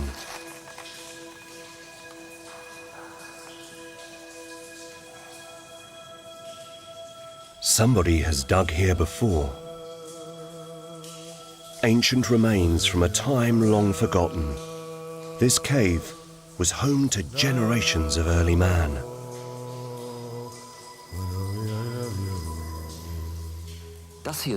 All of this is kitchen waste. Many thousands of seashells, the result of 120,000 years of settlement in this cave. It's hard to believe that this abandoned cave was once full of people. The cold, damp cavern was their best protection from the elements.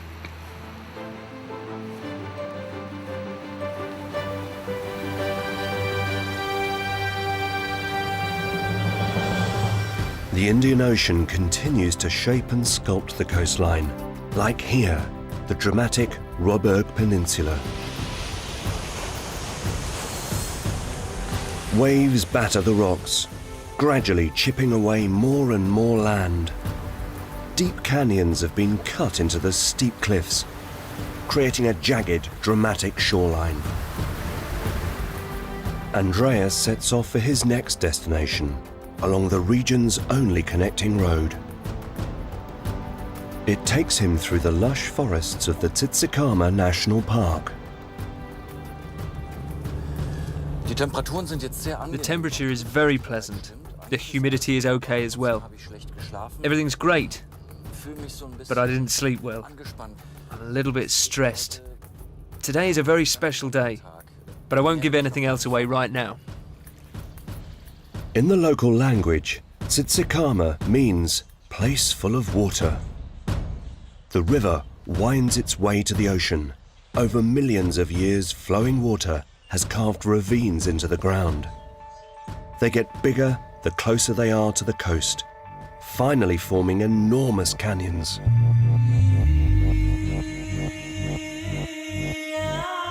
The Blaukrans Bridge was completed in 1984. It's the highest arched bridge in Africa.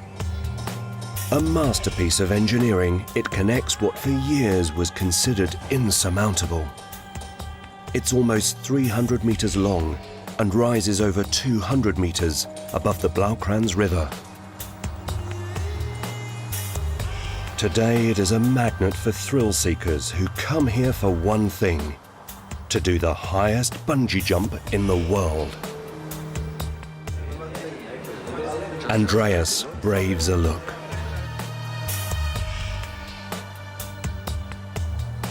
He has experienced skydiving. This is a whole different ball game. But there's no going back. Just down.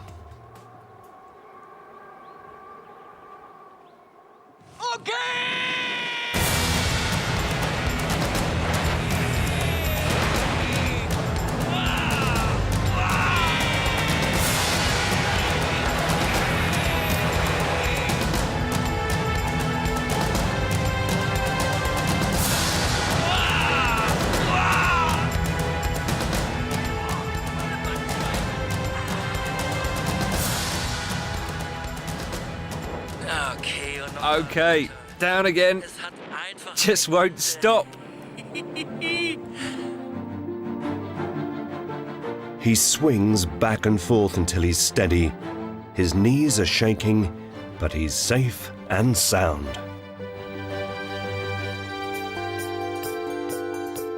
Having recovered from the jump, Andreas is in the mood for a more leisurely activity, like a gentle stroll among the trees. The Tsitsikamma is one of the last primeval forests in Africa. Several trees are thought to be more than 800 years old, and some interesting creatures are on the prowl.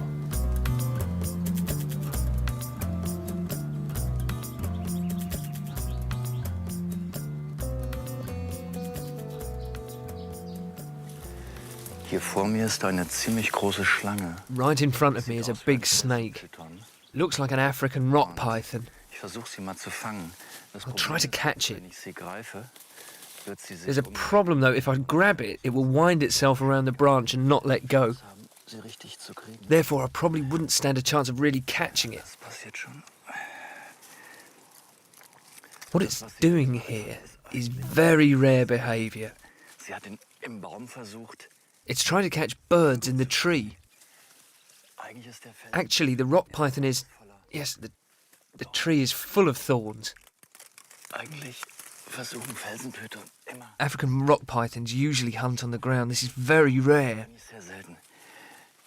We didn't expect to see this. This is a wild snake. Now it's trying to spray at me from its cloaca. It'll probably succeed in a moment. It's a bit nervous, moving a lot and very strong. Look at its strength. But it's all right.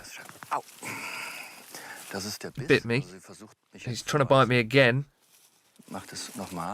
Probably trying to bite the cameraman as well. Right into the camera.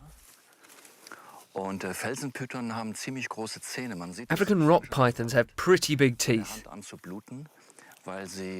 You can see the skin on my hand is starting to bleed because this snake holds its prey with its teeth. I didn't grasp it correctly. I should hold it behind its head, but I know that it's not a poisonous snake, it's a constrictor. I'd better hold her this way now. Now it can't bite me anymore.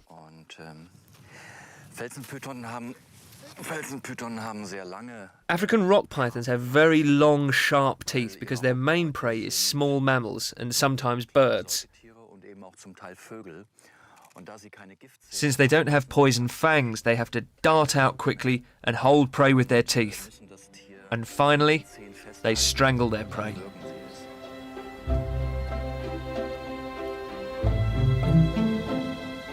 The dense forest is home to a wealth of wildlife. Some species are extremely rare.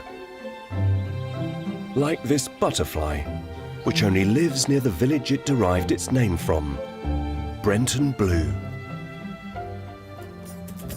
The butterflies have a close relationship with local ants, who protect their larvae in return for nectar. It's a struggle to navigate the dense undergrowth. Dieser fast tropisch anmutende Regenwald ist This ancient forest seems almost tropical. This isn't typical for South Africa. It only covers about 1% of the country. This forest grows like this because of the high level of rainfall here. Damp air from the Indian Ocean is stopped by the coastal mountain range, which causes rain to fall, which in turn nourishes the forest. Despite the rain, there is still fun to be had here. Andreas crosses the canopy to meet forest guide Daniel Frey. Daniel's from Switzerland and has been living in the Tsitsikamma for several years. Hi, Daniel.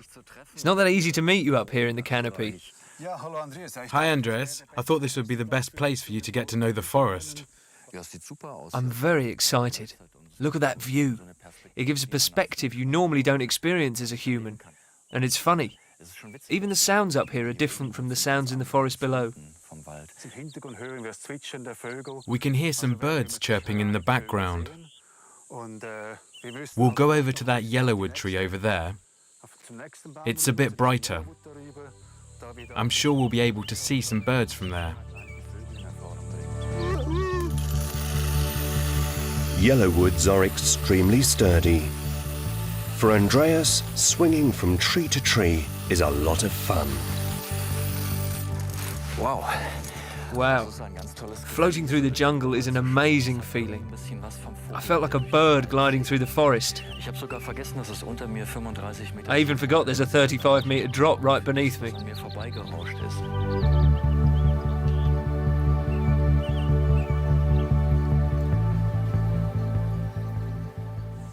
Daniel spotted a Naisnaluri bird. If you didn't know it, you would think it's a parrot. But it's not. It's a unique species, isn't it? It only lives down here in these forests. The Naisnaluri specialises in fruits from the trees. It lives off them. Of course, they're looking for food up here. There are different kinds of prey living in the canopy. They can find insects which don't live on the ground. Pretty much every creature in a forest like this has its own special niche. And every niche is occupied. It's time to come back down to earth.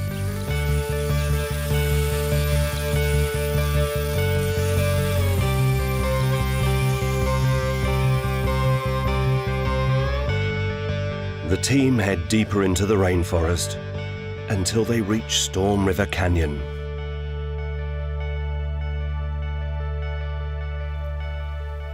The river is the same colour as the forest. The dark brown colour is typical of rivers in ancient forests. The water carries decayed plants. Most of the time these rivers are quite acidic. They usually have very few fish.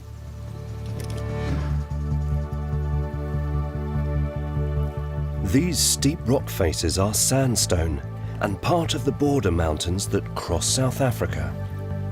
Over millions of years, water has carved a narrow ravine into the soft rock.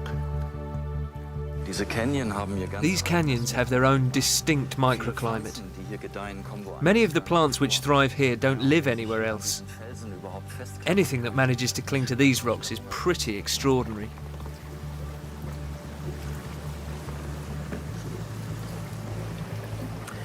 If you look at these rock formations, you can see how this coastline has developed. At some stage over the years, these rocks were compressed in such a way that they grew upwards towards the sky. The stones aren't arranged horizontally anymore, they're vertical. This is typical of the coast. It's the reason why these enormous coastal mountains developed. It's a geological masterpiece, forged by millions of years of ecological change. At the junction of the river and the ocean lives a particularly shy coastal creature.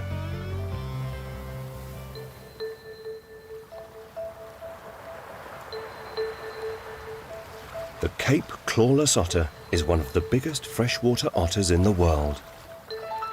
It's a lot heavier than its European cousin, but it's just as shy.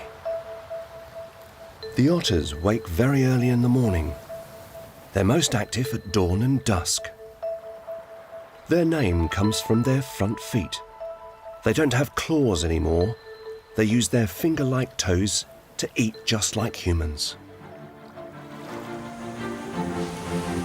But surely the most beautiful ocean creatures of all are the largest. Southern right whales can reach up to 18 meters and weigh more than 80 tons.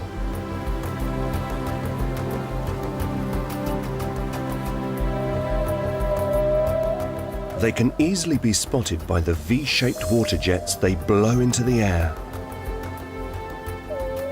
The South African winter from June to November is the right whale breeding season. They're sociable animals and often come within a few meters of the shore just out of curiosity. After mating, females retreat alone to quiet bays to raise their calves.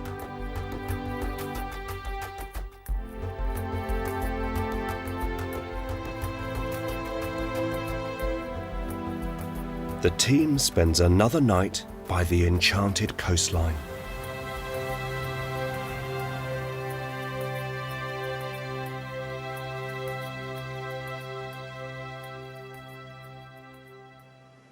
There's one more coastal resident Andreas hopes to meet.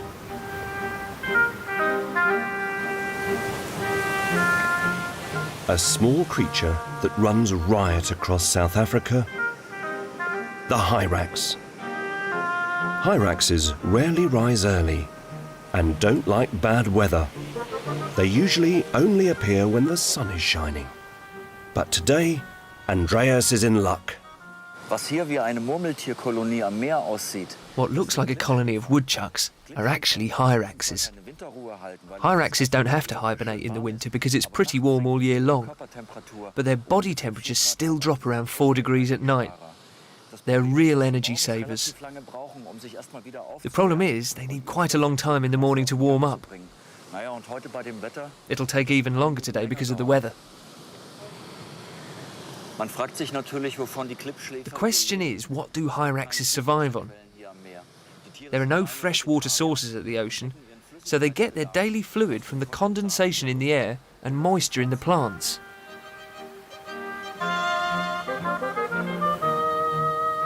But this is not the only unusual thing about hyraxes. They also have some unlikely relatives.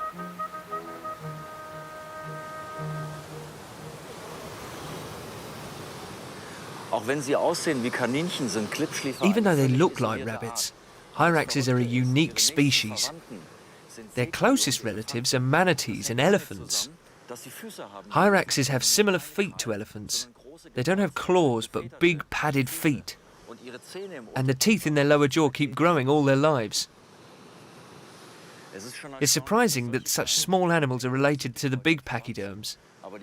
Now I'll go and have a look at their big relatives. Leaving the small elephants in peace, it's time for Andreas to continue his journey east to meet the rest of the family.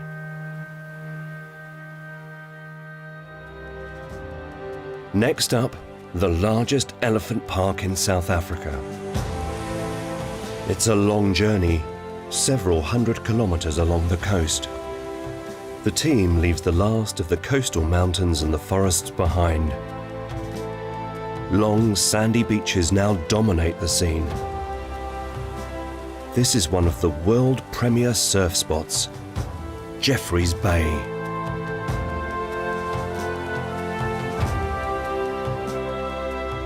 But there's no time to enjoy the waves.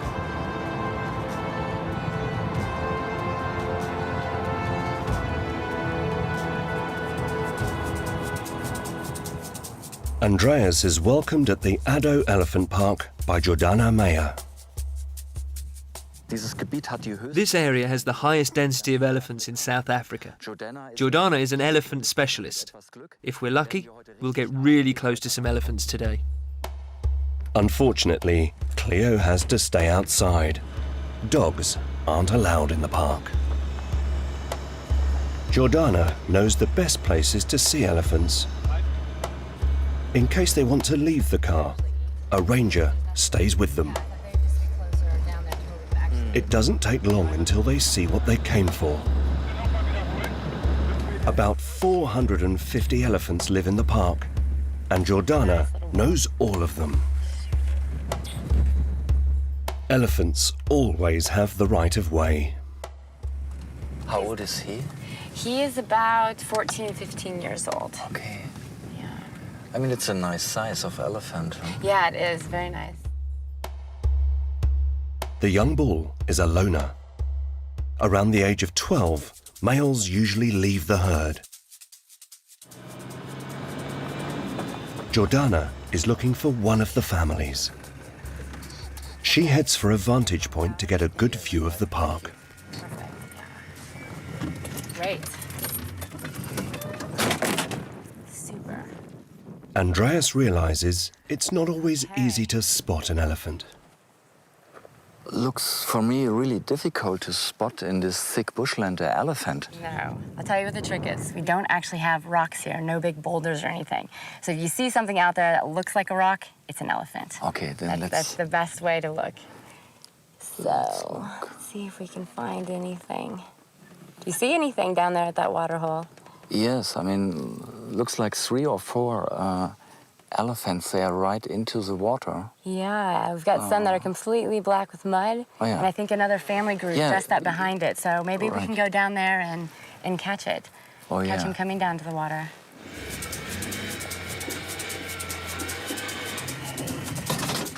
Luckily, they reach the watering hole just in time. See, over here. Yeah. We're just, no further. Yeah. Yes. Okay.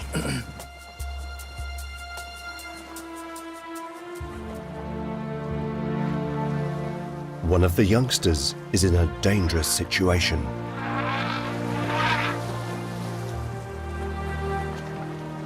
Wow. You see, this little calf here is stuck in the mud and trying to get out. And now you have a whole family group together, and they're trying to help this little calf get out. You see that's its mother just standing above him. But the whole group will help him too. Yeah, often, a lot of times, the whole group will get around him and actually reach in and pull him out. With the trunk? With the trunk, yeah, with the trunk. I've even seen him grab him by the little tail and pull them out. And that calf is pretty new. It's only about a month old. He's only a month old? Yeah, only about a month old.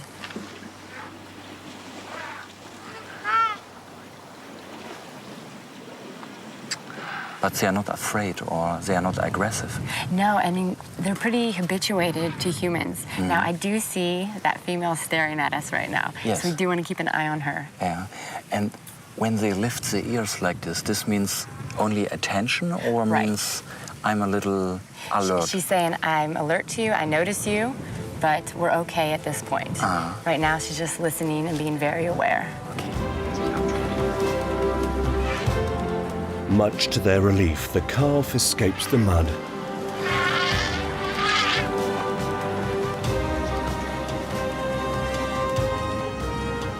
The traumatized youngster receives a warm welcome from the herd. Elephants have a very strong bond. One female leads the herd. Males are only tolerated in the group while they are young. As the dust settles, it's time to enjoy a drink. One elephant needs up to 150 liters of water every day. Das ist unglaublich, wie tolerant hier die Elefanten gegenüber Menschen sind. The elephants here are very tolerant towards humans. This isn't normal, though. It's because this is a national park where elephants haven't been hunted for over 60 years. They've learned to trust humans. I've seen many elephants in my life, but it gets me every single time. It's a mixture of magic and feeling overwhelmed when you're with these huge animals. You just can't resist them. Calm returns to the herd. The family takes care of the shaken calf. But as the elephants are reunited, some of the herd become curious. A young male approaches Andreas and Jordana. He's dangerously close. The bull seems agitated, but Andreas and Jordana stay calm.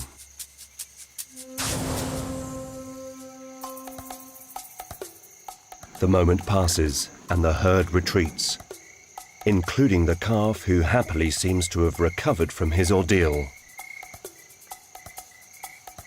The Addo Elephant Park is still a safe haven for these wandering giants.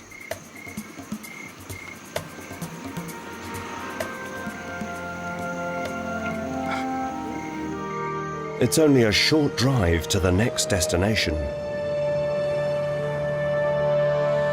On their journey, they pass the Alexandria coastal sand dunes. These drifting dunes are a product of strong southwesterly winds. They can pile sand up to 140 meters high. The strength of the wind was often underestimated in the past. Many sailors fell victim to the stormy seas off Alexandria's coast.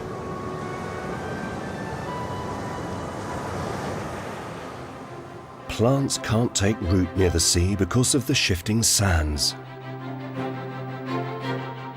But a few kilometers inland, it's a very different picture.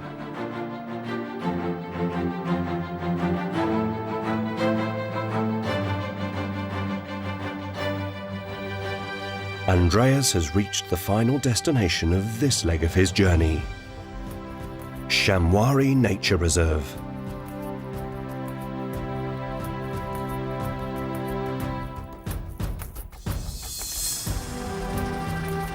His guide is Julius Mkhize, a young ranger.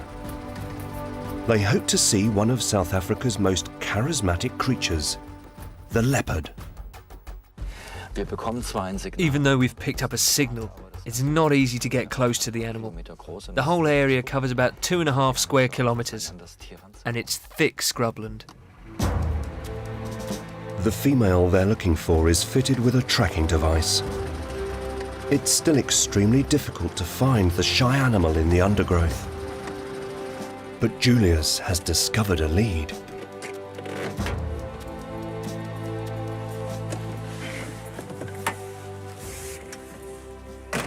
They are squills from a porcupine. This is from the porcupine. And they are the den of the porcupine? This is the hole, of the porcupine. Yeah. And you can see, I think, it definitely was caught. Yeah. So this means the leopard killed this porcupine? This leopard killed last night, because porcupines are nocturnal. They only come out at night. Yes. So, and the leopard is also quite a night cat. Yeah. So when it was doing its hunting, it actually got this porcupine. Yeah. I think probably the porcupine was coming to hide in the hole when it actually got caught. This animal was killed over here and then dragged this way. You can see all these signs over here. Because they don't eat in where they killed the animal. They actually take it away from where they killed it. Julius grabs a gun as a precaution before they continue their search. You can see all these quills here. They actually spread out from where we saw it. Yes. It actually shows you that this animal might have been still be alive with the struggle and all that. That's why we've got lots of these quills spread out over here. They look like Mikado sticks from me. Like we have a game in Germany if you play Mikado like this. Yeah. You notice? No. That's really nice. Quills can be dangerous weapons. Only an experienced leopard can kill a porcupine. Wow, that's a big body. It's quite a big body. Yeah. And here it's still the head. That's the head over here. Wow. So this was a hair what we found, huh? Yeah. From the top of the head. You can see that's a rodent. All your rodents have got those sharp teeth in the front. Yeah. Stachelschweine sind 100%. Porcupines are herbivores. Das heißt, sie They live on vegetation like bark and twigs and are actually rodents. That's why they have big incisors that keep growing, like rabbits and beavers. The fresh remains are a sign that the leopard can't be far away.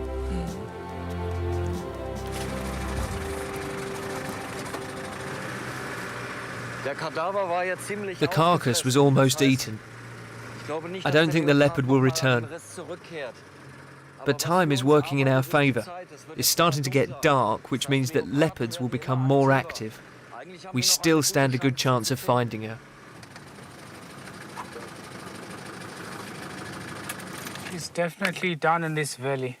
She hasn't moved. All the signal, in all the angles, I'm getting the signal pointing in this direction. So yeah, she probably is resting over there. But it's really thick bush, so it's difficult to It's difficult to actually her. spot her, yeah. But it's a typical leopard. I mean, leopards enjoy vegetations like this. Yeah. Yeah. And it makes no sense for us to walk down and... No, that would be walking into a death trap. Okay. You can't do that because with the youngster, she'll be very protective. Yeah. No, you won't be able to walk in there. The dense scrubland camouflages the big cat perfectly. Leoparden sind generell Lauerjäger. Leopards are generally watch-and-wait predators. They ambush their prey. Das ist ihre ganze Jagdstrategie. That's their hunting strategy. Most of the time you can't see them. Even if a leopard crossed this open plain, we wouldn't see it.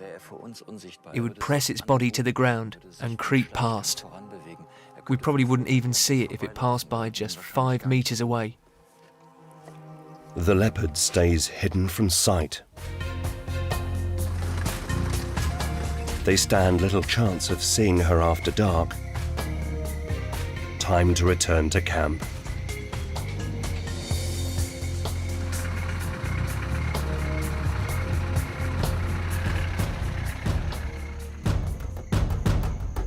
The search resumes early next day. But this morning, there's a welcome surprise. Rare black rhinos cross their path. Schwarze Nashörner werden auch Spitzmaulnashörner genannt. Black rhinos are also called hook-lipped rhinos because their upper lip has adapted to graze on trees and shrubs. They don't eat grass off the savannah. Even though they don't have any natural enemies, they're wary of humans. As dawn breaks, they retreat into the scrubland. They want to hide during the day and protect themselves from the heat. Rhinos have an unusual way of attracting attention. Okay, this is a very interesting spot over here of the rhinos. We call it the rhino meaden. Yeah. You can see you've got different types of dung. This is very dark. And on this side, I've got a very nice sort of yellowy color dung. So it's 2 animals over here that are sharing the same meaden. This is like a newspaper of these animals. This is a white rhino. Yes. And this is a black rhino because these 2 animals feed on different things. A white rhino eats grass and the black rhino eats bushes. So that is why it's full of twigs over here. So rhinos, as they are creatures of habits, you find that they leave all their information over here to tell them what sex they are, what age they are, where they come from, so that when other rhinos come here, they can get that information. And especially the big males, this is where they will actually show their dominance because they leave the dung and they'll kick it. As they kick it, they leave the scent marks under their feet. So when they walk around their territories, you find that they also leave those scent marks as another way of actually marking their territory.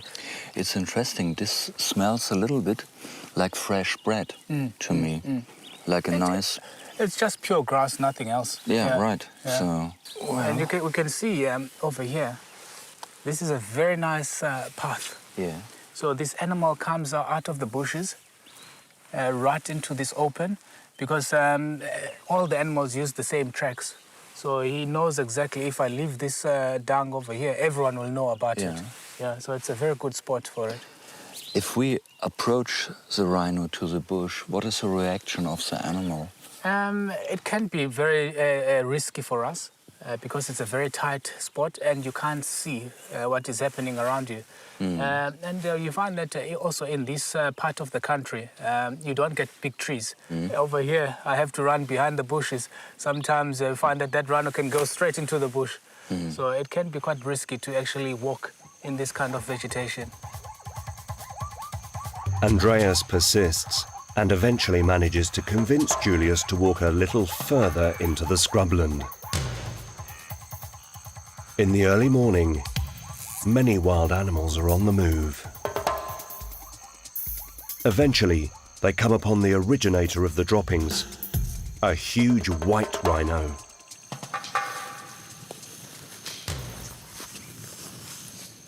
They approach carefully.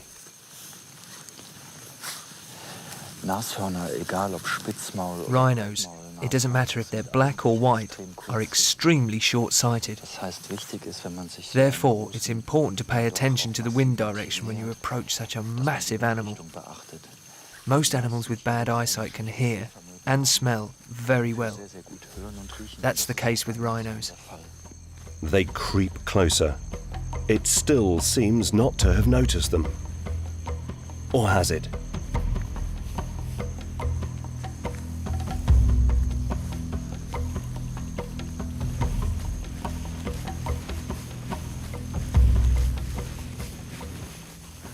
The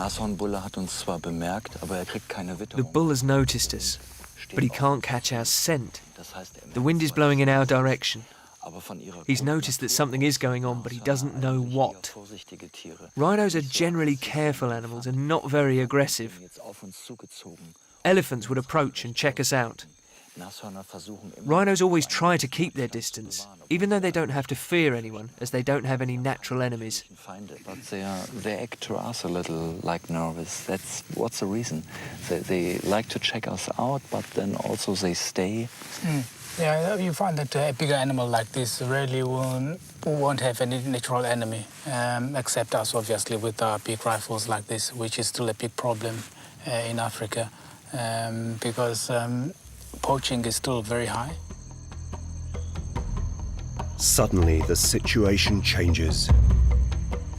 Andreas, I've just spotted some more family over there. I think our time is up now, because they want to join up with their big daddy over here. So we don't have any trees to climb on over here. I think it's better to go. The best thing is to go back to our vehicles now.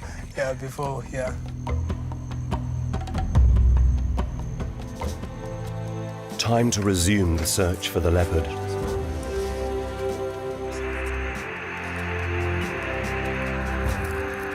They pick up a signal from deep in the scrubland.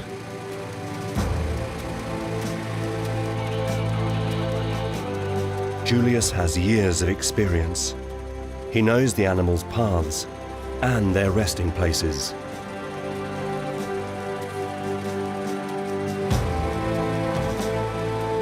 After hours of searching, he spots something. It's barely recognizable to the untrained eye. It's a slight tail there that keeps on flicking. That's the leopard over there. Very difficult to actually see, because Ich habe schon nicht mehr daran geglaubt, aber jetzt haben wir die Leopardin doch noch gefunden. I had given up hope, but we found the leopard. The problem is that I have to stay in the car. Of all the big cats, the leopard is the most aggressive. If I leave the car, she might attack me. We're only 22 meters away, and we can hardly see her. Sie beobachtet mich. Sieht so aus, als ob sie... She's watching me closely. It seems as if she might leave the shrubs any second. Da kommt sie. Here she comes. They have to be very careful around the female leopard, especially as she has a cub hidden nearby. But she seems relatively calm.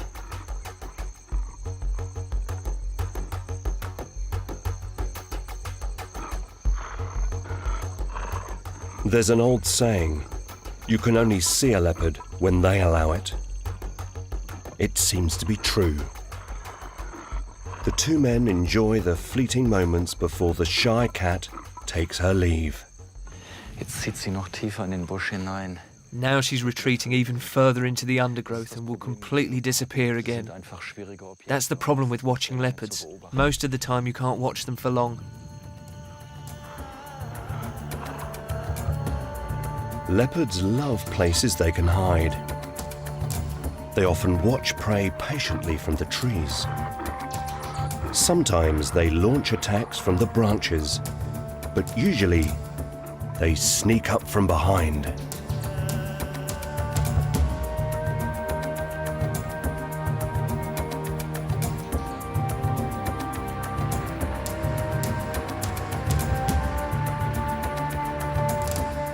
On their way back to the ranch, they meet the rhinos again, and this time there's a whole herd.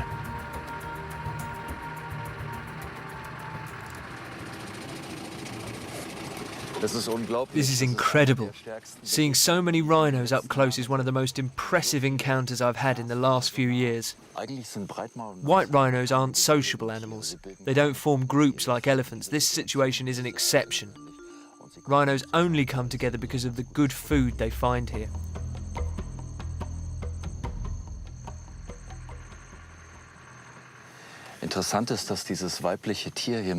What is interesting is that the female rhino has a much longer horn than the male. This is because females don't fight as much. The bulls use their horns all the time for any kind of fights. Their horns are quite a bit shorter. Sure enough, some bad-tempered rhinos are already fighting.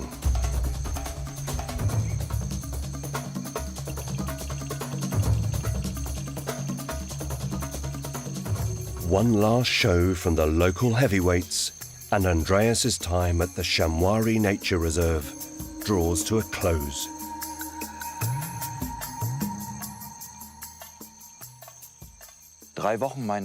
Three weeks of my South African journey are now over. The Eastern Cape region was amazing. I was particularly impressed with the rhinos. During the fourth part of my journey, I will dive with tiger sharks, explore the Drakensberg Mountains, and if I'm really lucky, get close to some big crocodiles.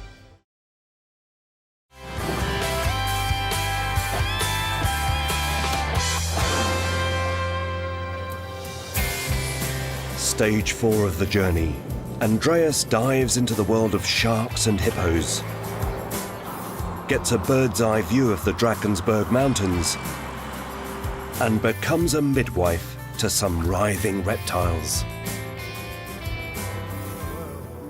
After stopping off at the diver's paradise of Umkomaas, Andreas heads inland to explore the Drakensberg Mountains. Then it's back to the coast and the natural idylls of Umlalazi and Santa Lucia. The wild coast with its green hills and dramatic rocky reefs belong to ancient South Africa. Andreas has arranged to meet shark expert Dietmar Posch. Dietmar is an Austrian and he's lived here for 6 years. Most days, he and his crew head out to sea to study sharks in their natural habitat. The waters off the coast of Durban swarm with different species of shark, like blacktips. The sheer number of sharks here is impressive. I've counted at least 30. I've never seen such a concentration of sharks in one spot. What would happen if I put my hand in the water? They'd be interested in your camera. Would they take a bite? They might take a nibble, not a bite. The camera's running. Let's see what happens to my hand now. The camera's a silvery colour. Andreas needs to be careful. In this light, sardines, a blacktip's favourite food, have a silvery sheen too. To be honest, I'm a bit nervous. I really thought he was going to grab my hand, or the camera. Dietmar's speciality is tiger sharks, and he hopes to attract some. Is that the best bait for tiger sharks? This is the best bait for all kinds of sharks. Very small tuna. As you know, tunas are very oily fish, and Chris is cutting into them so that the oil comes out. Then last of all, we put a whole dead fish on top of everything to stop the little fish from floating out, so the sharks can't feed on the bait. Sharks shouldn't be fed, especially if you're planning to swim with them. The scent of the bait is only meant to attract them. A shark's sense of smell is about 10,000 times sharper than humans. It allows them to pinpoint prey from enormous distances. These sharks need little encouragement. As the bait hits the water, the number swells dramatically. The sight of so many sharks is a bit unnerving.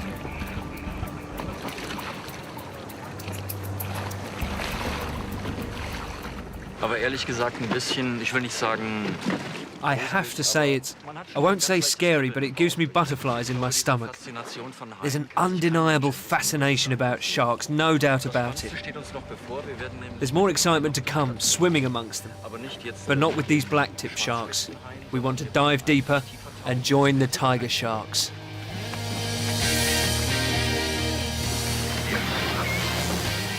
Dietmar knows how to behave around sharks, even when they come really close. I'm really very excited. So never push them away from underneath, always from the top. Always from the top. Keep watching and never turn away. You're the first person I've met who's pushed away a big tiger shark with his bare hands. And I found out for the first time how to do it. There aren't that many people who do it. And most of those who have tried are no longer around to tell the tale.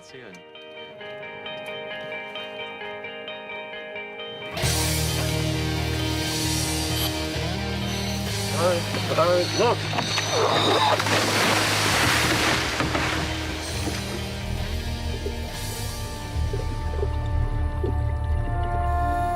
Dietmar and Andreas enter the incredible underwater world of the Indian Ocean. The smell of the bait draws a big crowd of blacktips. It's a special occasion for Dietmar too. He's rarely seen so many of these 3-meter-long sharks at once.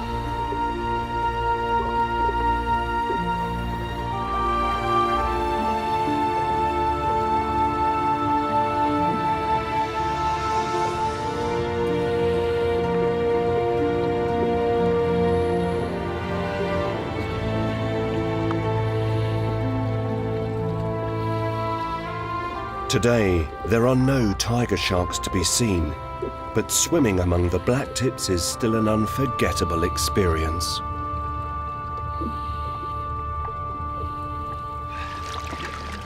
That's a lot of sharks. A lot of sharks. Just not the big ones today, right? They look pretty big to me. And there was physical contact. They came really close with their tail fins. Sometimes they actually brushed against my body and then immediately turned away. I found that very impressive. Especially when you're underneath looking up and the sky's practically full of sharks. That looks pretty spectacular.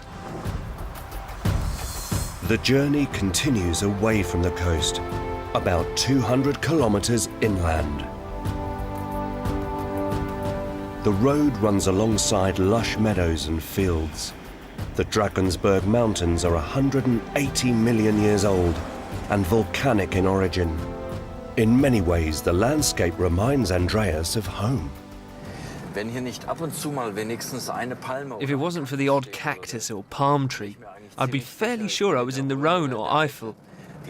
This landscape reminds me a lot of where I grew up. Green hills, cornfields, the same kind of trees. That's why so many Germans feel at home here. They settled here as farmers, raising cattle or dairy herds. The region is mainly inhabited by the Zulu, South Africa's largest ethnic group. The primary sources of income are livestock and sugarcane.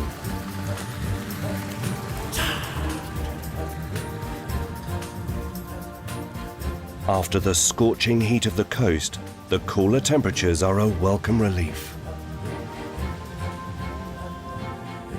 Deep in the mountains, far from the nearest major settlement, is Little Antbear Farm.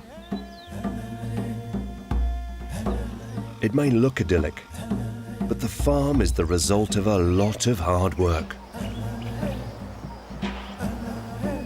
10 years ago, there were just a few sheds here, until Andrew and his wife Connie arrived from Cologne and started work on their new home. Hello, Andrew. Hello, Andreas. Grüß dich. Das ist genau die richtige Just the thing to be doing in the morning, watching your wife riding. Hello, Connie. Hi, Andreas. Horses come first. It's a beautiful horse. Yeah. Ich hab gehört, du bist I hear you're from Cologne. I am, straight from Cologne. You've managed to realise a dream shared by millions of Europeans, well, let alone Germans. A farm in Africa. That's right. I enjoyed my life in Cologne, but I'd never have been able to do something like this if I'd stayed. But horse riding maybe, but not in surroundings like this. Many people dream of this, but can you actually make a living from a farm in Africa? Or do you have to bring money with you and build everything up before you start looking at how you can actually run a business, breeding horses or opening a lodge?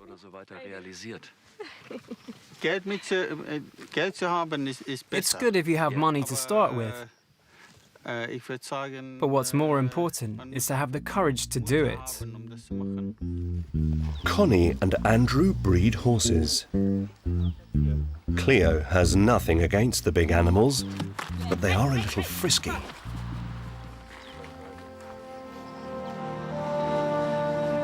Andrew is a passionate pilot and takes to the air most days in his ultralight. It's the best way to explore the mountains. He worked in Cologne for 12 years as a computer specialist and eventually earned enough money to make his dream come true.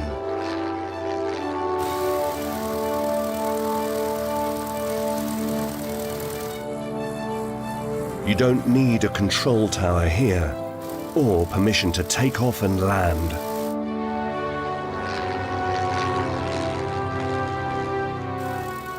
The best way to find somewhere to refuel? Just follow the highway.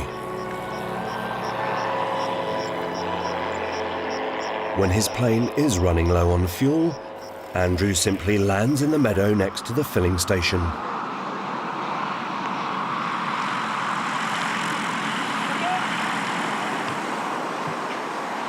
He's well known here and drops in every week.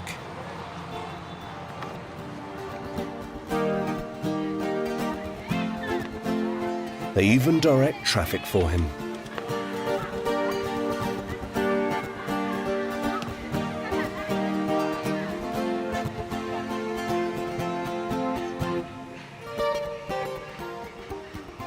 As well as a full tank, the ultralight also gets a quick valet. In Germany, it would be unthinkable for someone to just land his aircraft by the highway, taxi to the petrol station and fill up. But here in South Africa, it's okay, yeah? This is a civilized country. There's a lot you're free to do here. Basically, it's no different from filling up your lawnmower. 1, 2, and off you go. It's a lawnmower. It is. It's a flying lawnmower.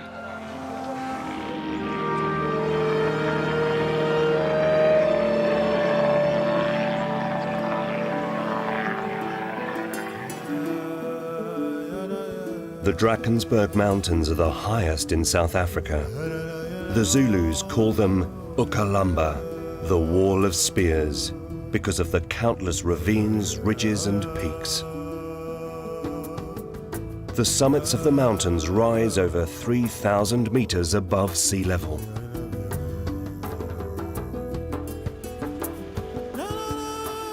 The first inhabitants of the Drakensberg were the San people.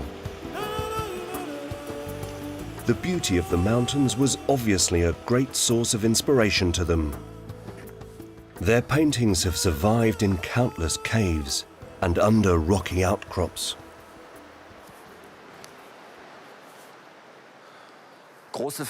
Huge rock formations like these have always held a magical sway on human beings throughout the world. This is where they lived, where they created their own memorials. We can learn how our ancestors lived here. The paintings of the Bushmen tell the story of their lives and history. There's a greater variety of rock art here than in other parts of South Africa. Thandeka Mlaba of the National Park guides Andreas to a site featuring some extraordinary images. That's your favorite? It's my favorite paintings. Figures with human bodies and animal heads, dancing women, warriors, and much more. What makes this place so special? It seems as the Bushmen, they feel more spirit on this site. Yes. Because there's a lot of different paintings. My favorite painting on this site is just the painting of the snake. So it's very rare to see. Oh yeah, that's here. Yes. I heard you can talk in different languages, and this click, Bushman or some, it's a language or it's a dialect. I'm not sure. Okay, so it's a language of the Bushmen. Okay. Can you teach me some of this very special sound? I mean, it sounds very, very nice for me. Okay, the click. It's a click. See, your tongue touch your upper teeth as you taste something. It's simple. Yeah, you're coming. Yeah. Yeah. Yeah, simple. Yeah. But then, next one. It's X on the side. Yes. Wow, you're coming again. Okay. The last one, it's a difficult one. Put the tongue on your palate. Sound as you open the champagne bottle. Yeah.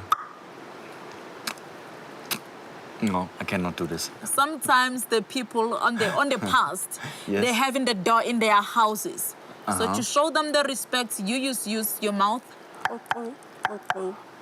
Ah, okay. It's a part also of respect. It's not only communication. Yeah, so that you won't pop in without noticing. Ah, okay. Yeah. But when the San people go hunting, I mean, they have to be quiet, of course, because they are bow hunter. They have to come very close. So which language they use then? Okay, they will copy the bird sounds, like whoo, whoo, whoo, whoo. It's the sound of the rest-chested cuckoo, the other type of bird. So when the other people see that voice, where it came from, for example, maybe they copy the sound of the baboon. So they realize, okay, after that they will use the sign languages. Ah, okay, I'm really good with this. For the owl. Okay. Or to make a raven call means some praise around. Yeah. It's the red starling. Yeah. It's a hen. Yes, right. You can make the cock. No, I'm.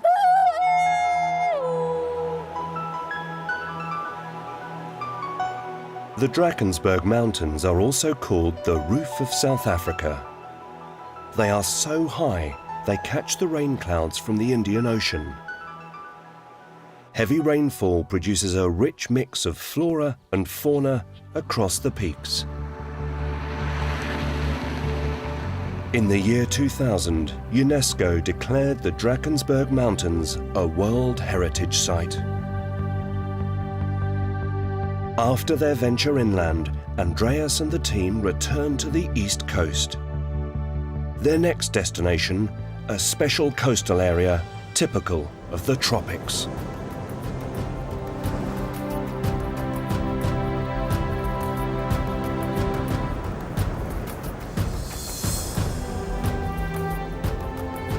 The evergreen mangrove swamp lies some way from the beaches in the Umlalazi estuary. The swamp is a unique environment. Both land and sea creatures share the same habitat.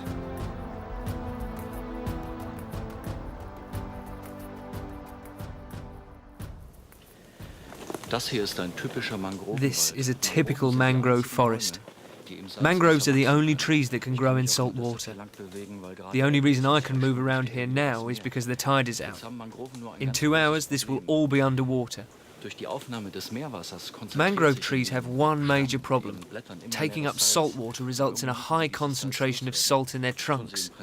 To get rid of it, basically they drop their leaves. They contain so much salt they turn yellow and die. Biting into one is like biting into a really salty pretzel. When the tide is in, mangrove trees are literally up to their necks in seawater.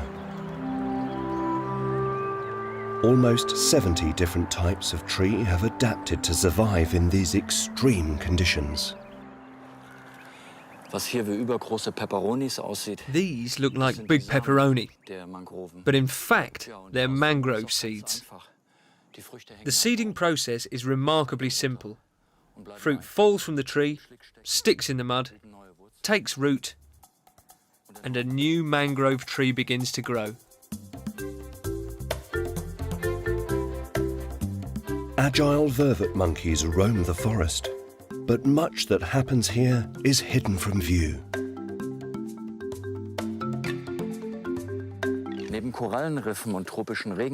Alongside coral reefs and tropical rainforests, mangrove swamps sustain the greatest variety of species in the world. However, most animals are quite small, so you need to sit down and be quiet. Then you have to watch carefully and wait. The mudflats are alive with lusty bachelors. Male fiddler crabs wave their big claws enticingly at females, hoping to attract a mate.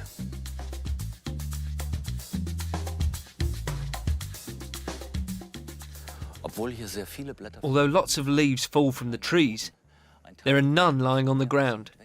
Some are washed away by the tide, but I can show you what happens to the rest. A cave dweller comes out of hiding.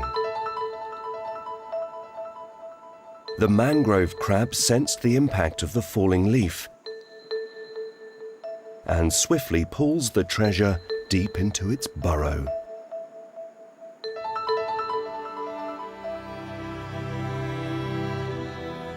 The thick, tangled roots of the mangrove are sometimes above, sometimes under water.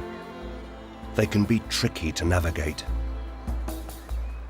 Some creatures have adapted perfectly to this inhospitable environment, like this unusual fish. It can breathe out of water and even walk.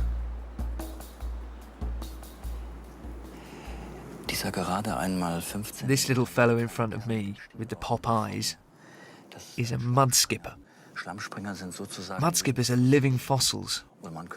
You might say that 200 million years ago, human beings looked a little bit like this.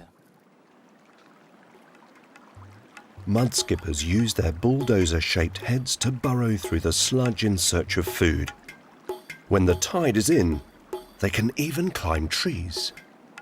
I'd really like to catch a mud skipper so you could see it more closely.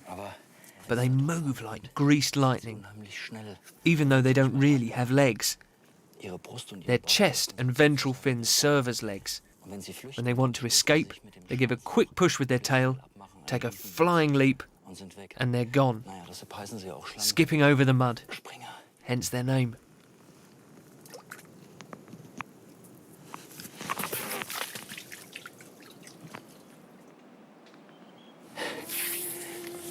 I almost had it. Today, the Umlalazi mangrove swamps are strictly protected. But that wasn't always the case.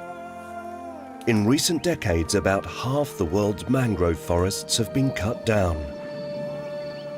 In South Africa, there's been a radical rethink.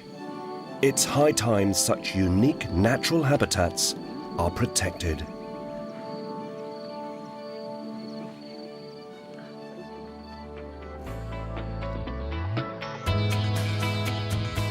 From the Umlalazi Nature Reserve, the team travel northeast to Santa Lucia. On many South African roads, driving demands constant care and attention.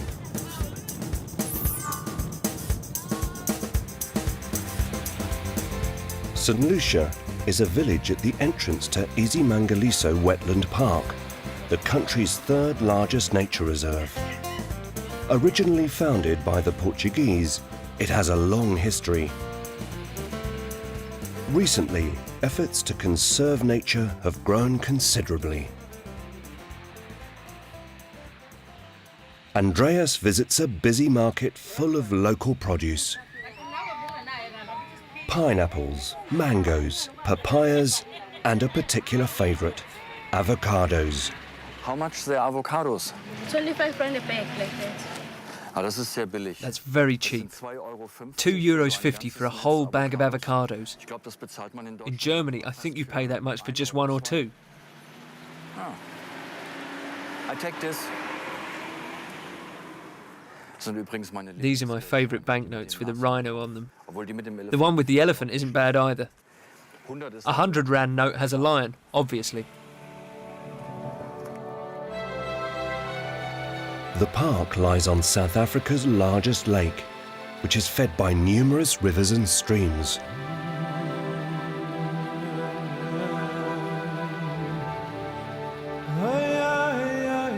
Some of the region's larger inhabitants are water lovers and spend most of their time bathing.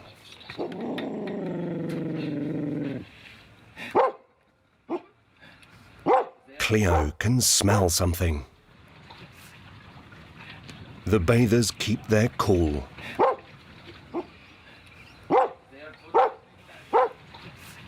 Hey, sehr gut, das ist sehr gut. Das sind Cleo ihre. These are the first hippos Cleo's ever seen, and she's very excited. You see, Cleo's a hunting dog. At home in the Eifel, we often go out hunting wild boar, and hippopotamuses are closely related to pigs. The zoological term is even-toed ungulates. Cleo thinks she can smell water pigs. Hey, sehr gut. There are almost 1,500 hippos living in the wetlands of St. Lucia, the largest population in South Africa. They usually live together in herds of 10 to 15.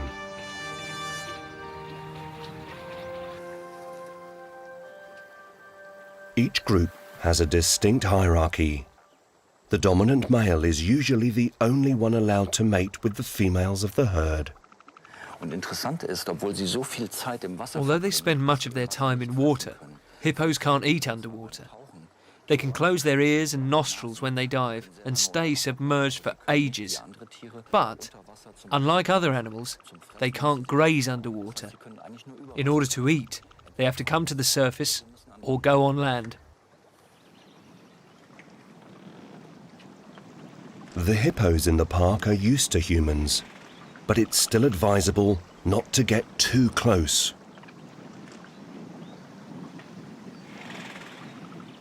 This particular group is a bit nervous because there are several calves among them. Hippos only have single offspring. Another interesting thing, when they surface, they always shake their ears.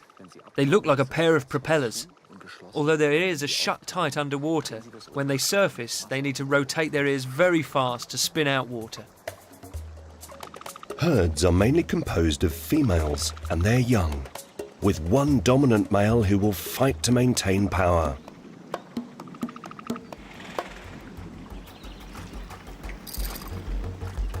In territorial disputes, males confront each other with wide-open mouths, displaying their huge teeth. If a rival refuses to back off, fierce battles can break out, sometimes to the death.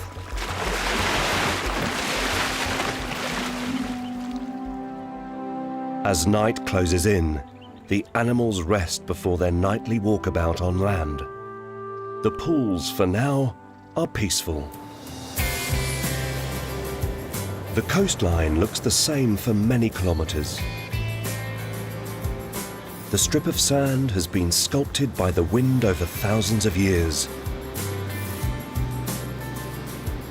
Just a few meters wide, it's bordered by lush green forest. What looks like a mountain behind me is in fact one of the highest sand dunes in the world. It's several hundred meters high and over 200 kilometers long. This strip of sand stretches all the way to the Mozambique border. Over the past 250,000 years, forests have completely covered this belt of sand. Behind it is a very different habitat and climate, but the special thing about this place is that every year an extraordinary event takes place here. Visitors emerge when the moon is full and leave telltale tracks behind them. Slowly they haul their huge bodies up the sand.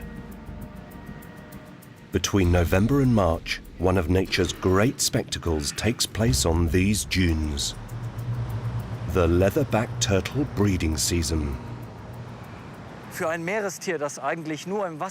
a marine animal that only lives in the sea and weighs more than half a ton, struggling up this dune is an enormous effort. When they reach their destination, the turtles immediately start to dig nests. First, they scoop out a circle around themselves with their front flippers. Then, dig deeper with their back flippers, until they can no longer feel the ground beneath them. When they reach that point, then they lay their eggs in the hole. The eggs can't be washed away by the tide up here. Leatherbacks lay between 50 and 100 eggs. Then carefully cover them with sand.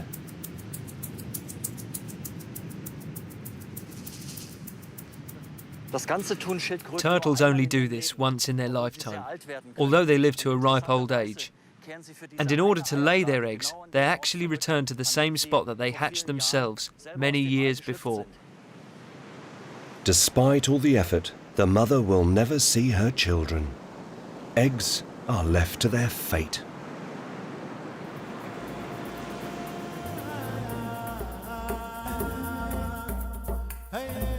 The women of the Temba Tonga tribe take inspiration from the turtles. In their full moon ritual, they present their newborn children to the moon and stars.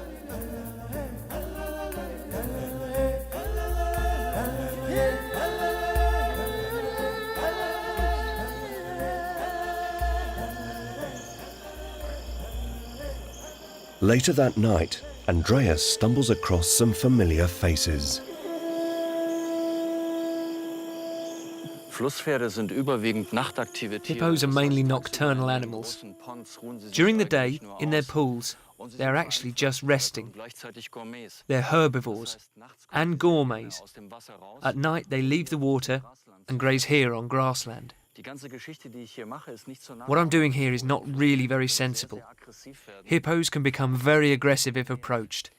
They feel secure in water, but not on land. Most serious accidents, and even fatal ones in Africa, involve hippos. The hippos calmly carry on with their evening meal, but their numbers are growing.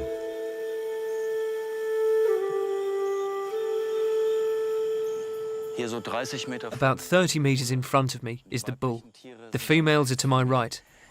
I think I'm going to slowly pull back, because the situation is becoming a bit confusing.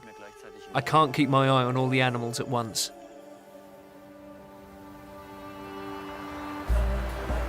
The following morning, a trip to the beach.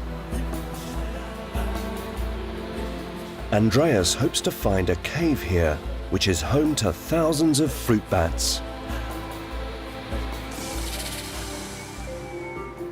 But en route, he comes across some feisty beachcombers. The crabs move like lightning and can defend themselves.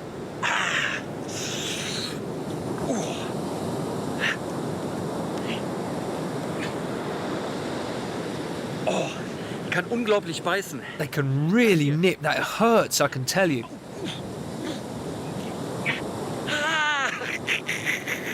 Es tut ziemlich weh. Die kleinen Kerle, die aussehen. The little ones that look like they've already been boiled are called ghost crabs. The beach is teeming with them.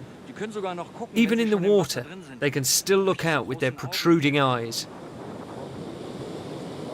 After this brief and painful encounter, Andreas reaches the fruit bat's cave. The entrance is only accessible at low tide.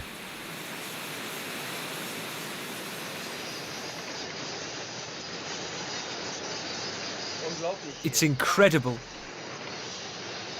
The cave is a frenzy of activity. There are two kinds of bat. One sort feeds on insects or blood, like the South American vampire bat. And then there are the fruit eaters, usually fairly big, such as flying foxes and fruit bats like these here.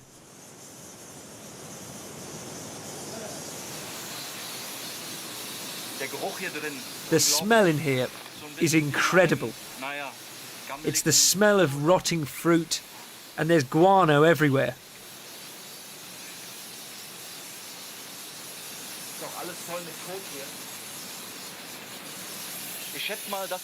I guess that in this cave alone, there are 2,000 to 3,000 fruit bats hanging on the walls. And if you get any of this dung or urine in your eyes, then it's no joke. Apart from snakes, which also live in the caves, the fruit bat has few natural enemies. Though when they fly out in search of food in the morning or evening, they're also hunted by owls or hawks. I think I'm going to go back outside now. The stench and the general conditions in here are just about unbearable. And my hands are covered in mites. That's going to be fun. Luckily, the cleansing waters of the Indian Ocean are close by. The whole crew has mites. The Zulu name for the park is Izimangaliso, which means the miracle. It's an appropriate name given the rich diversity of wildlife found in an area which stretches over nearly 10% of the South African coastline.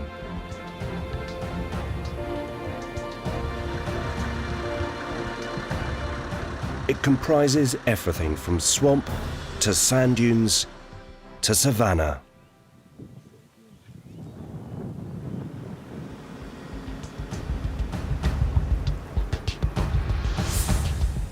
The park is also home to over 1,000 crocodiles, more than any other nature reserve in South Africa.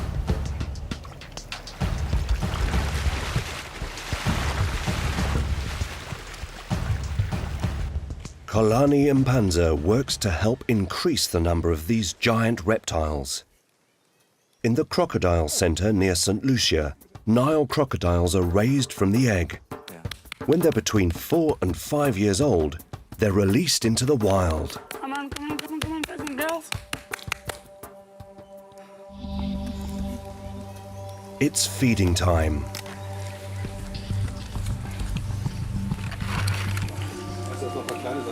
The animals are hesitant, but the lure of chicken proves very enticing.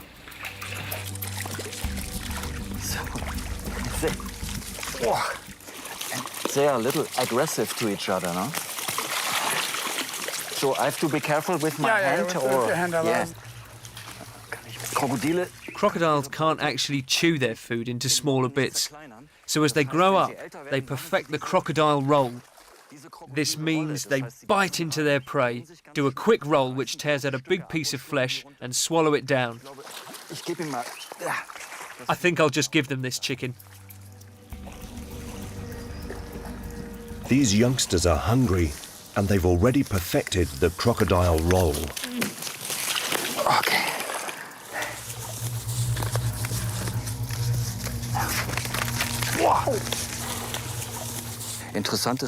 An interesting thing about crocodiles is that they can exert enormous pressure per square centimetre of bite area, but if you hold their jaws closed, there's not much they can do about it. In other words, massive biting power, but I could easily hold their jaws together with just one hand. I won't, though. These crocodiles will soon be released into the park. They're old enough to hunt their own prey and to fend for themselves. The incubator room, yeah? The newborns are cared for in a nursery. A crate of freshly laid eggs has just arrived. I can hear the sound inside. Yeah, they're ready to hatch. Here was we incubated 30. You will see how much, we had 30 that incubated. We'll see how many. I'm very curious. Yeah. It's like my birthday present. So, wow. Oh, two, they are hatched. So they are pretty, they are out. Yeah. Oh, and another one, yeah. I mean, they are chubby, you know? Yeah. Big bellies and...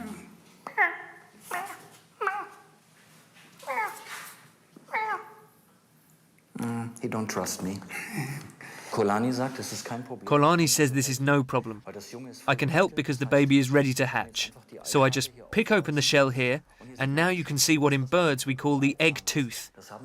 Crocodiles have one too, up here on the tip of their nose, and they use it to cut their way out. It's important because without it, they'd never be able to crack the shell from the inside. Kolani's told me that when the baby's hatched, I can give him a name. I'll just call him Andy. Okay, Andy. Welcome to the big wide world.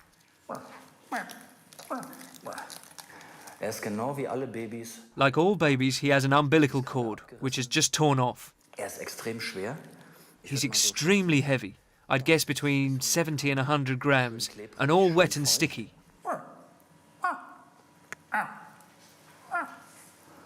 The first thing they do is bond with the mother because for the first 3 months, little Nile crocodiles, like all the big crocs, are cared for and of course protected by the mother.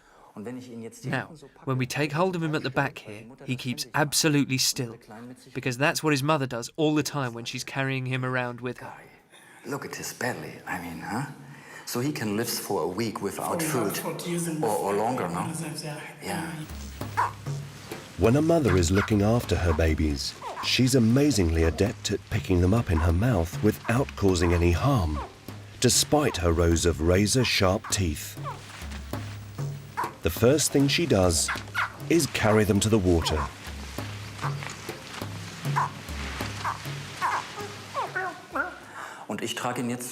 I'm taking this one for a bath. Unlike in the wild, first he has to be disinfected.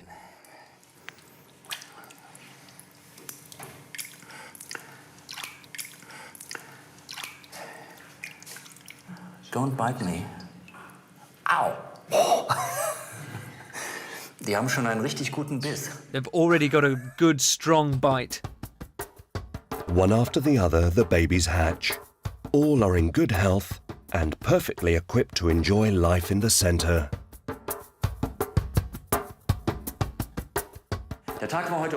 It's been a fantastic day. Kolani and I have delivered 15 baby crocodiles. They'd probably have managed it without us, but now I feel like a midwife, though only for Nile crocodiles. Thank you very much. It was very nice. Kolani, I like to show you a crocodile handshake. Okay, just yeah? I need just your flat hand, like this. Okay.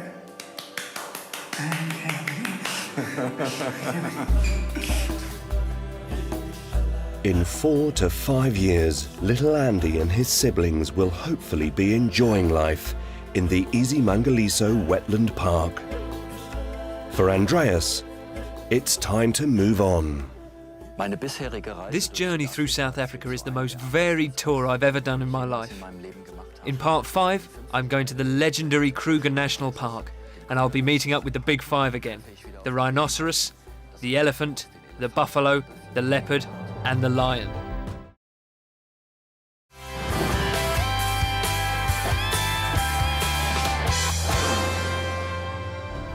The Indian Ocean, home to whales and dolphins. Along Elephant Coast in South Africa, animals meet the sea.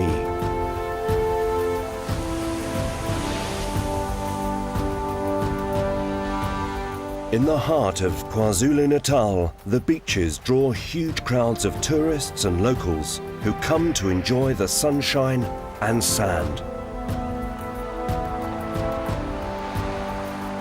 Andreas Kieling finds it hard to say goodbye to the ocean. He's followed the coastline for over 4,000 kilometers.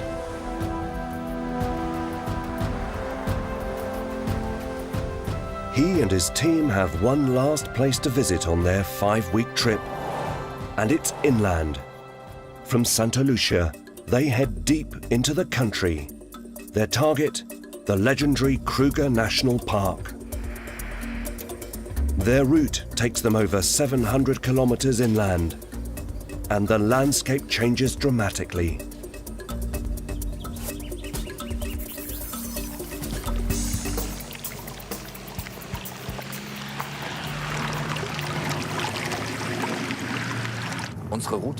Our route leads us further northwest. By now we have driven almost 4,000 kilometers and already passed Swaziland. When I look out of the window, I realize that the people have changed as well. Many ethnic groups come together here, some with a sad past. But I have a feeling that now I'm in the real, deep Africa.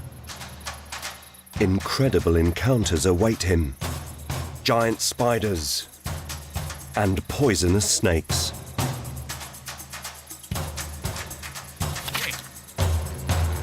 He'll take to the skies and see how the kings of the Kruger hunt and play.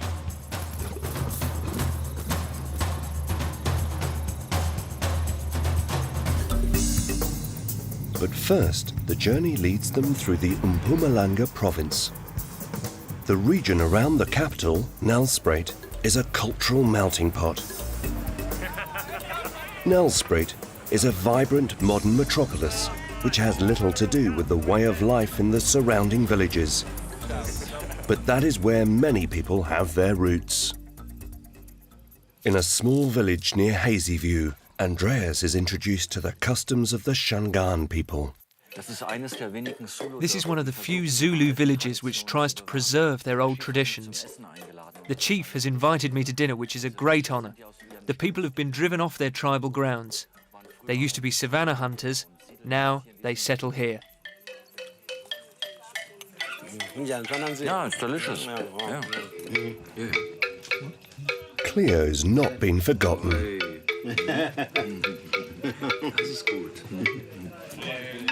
I think she likes you. This is like you make friends forever. Yeah. Yeah.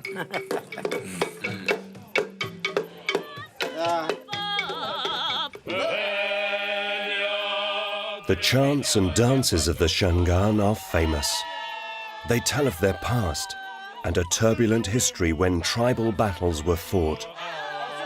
Later, in the 19th century, they went to war against invading Europeans. Today, the Shangaan try to preserve their old customs and show them to visitors to help raise money.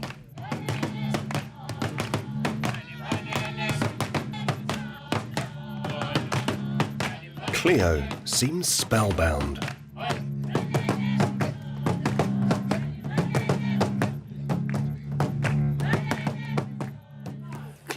Cleo's very excited. It's okay, it's okay. I'm amazed that she stays this quiet, but her little heart is beating very fast. The drums, the dancers who look and smell like antelope a bit in their furs. It's all confusing her. The dancing in the village goes on late into the night, but next morning, Andreas is up early and back on the road. From Hazyview, it's only a 2-hour drive to the Kruger National Park. Their cars cross the lowlands and pass through typical scrubland scenery. They are very close to their destination. But first, It's time to bid a sad farewell. Andreas tries one last time, but he already knows Cleo can't come with him into the park. Cleo, komm. Dogs aren't allowed. Na komm. Ach Mensch, jetzt waren wir 5 Wochen zusammen. Hm? We've spent the last 5 weeks together and now have to go on the last great adventure by myself. But we will see each other again in a week. It's sad. I wish it was possible to take Cleo for the rest of the trip. I bet Kruger Park will be exciting, but if it's not possible, I can't do anything. Take care. The cautiousness of the rangers is understandable. There are lots of protected animals in the park, and many would instinctively view a dog as a threat. Cleo will travel back to Cape Town with some of the team. Andreas will see his old friends soon. But first, the wilderness beckons. Kruger National Park was founded at the end of the 19th century. It's one of the oldest and largest national parks in the world. Today, the park extends over an area of 56,000 square kilometers.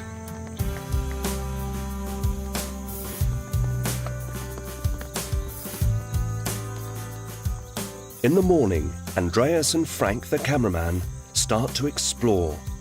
When traveling on foot, you can only enter the park when accompanied by an experienced ranger. Hello, good morning. Hi. Looks like you look for something special. Yes, I've been here the whole morning looking for black mamba, and I've found one. There's one in the tree here. There's very little known about the black mamba, and you know, if you look up there, you can see it lying on the branches. It's probably, you see it? Quite a big one. Oh yes, yeah. Just the same colours as the branches there. Yeah. Very good camouflage. Yeah, absolutely. And it's probably sunning itself because it's still a little bit early and needs to warm up before it does its normal day-to-day activities. Donald Stridham is a snake expert. Yeah, you see, I've got to get it shorter than the length of the body behind the head than the stick, yeah? And just like that. Look how it moves. There we go. Reverse without it pinching. So reverse, reverse, reverse, and to the spot on a hard surface, reverse, a bit more, and there. Okay, wow. And that's the good side, and then I'm going to pass you that can go down, and I'm going to pass coils to you if you get yourself sure-footed there. Yeah, just a moment. Do you want to keep one hand free there? Yeah. You take then that and yes. keep one hand free. Okay. Okay, let's go down. Good. They take great care handling the precious reptile.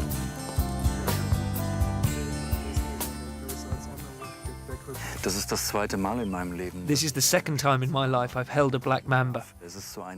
It's a mixture of fascination and, to be honest, a bit of horror. The snake feels great. Her skin is very dry and extremely soft. It's not sticky or slippery at all. Quite the opposite. Is it for you a very tricky part to release a poison snake, or is it not for me? I've done it many times and I know what to expect from the snake. You just have to be very careful. Yes. But yes, you're right. It can be quite dangerous. Can you tell me what I have to do? What we're going to do is I'm just going to change my grip over here. Yeah. So we can have it in a right hand. Obviously, we can't do it together because you don't know when I'm going to release and I don't know when you are going to release. So we're going to just put that on the ground for me. Over there, and I'll tell you when to let that go. You can let the tail go and step away now. Yeah, if you right now? Yeah, let go and step away. So I can step away, and if you're out of the range, there we go. Not too difficult. And all the snake wants to do is go into the tree. So we'll give it the place it wants to be, and let's see what we can get. Comfortable snake.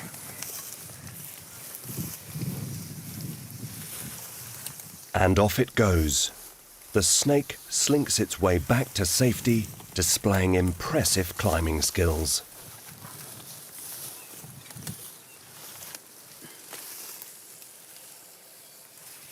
But it's going to climb. Snakes climb. It's amazing. I mean, that's why she needs these strong muscles to go over 1.5 meters with no branch. Just come Absolutely. over. Yeah, wow. absolutely. Look at this. That's wonderful. How wonderful. It's a beautiful snake. I see you're very interested in this kind of thing. Yeah, no, I'm totally fascinated. I can stay now here for days. But Donald knows many more places to find snakes. They aren't looking for long. It's an African rinkhals.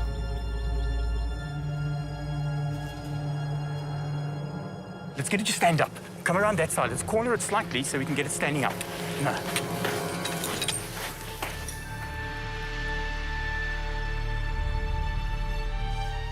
The snake strikes a defense posture typical of a cobra. This is warning number 1. It launches a mock attack. Okay, this is warning number 2. Yeah, warning number 2. Okay, when I move now, she will follow me.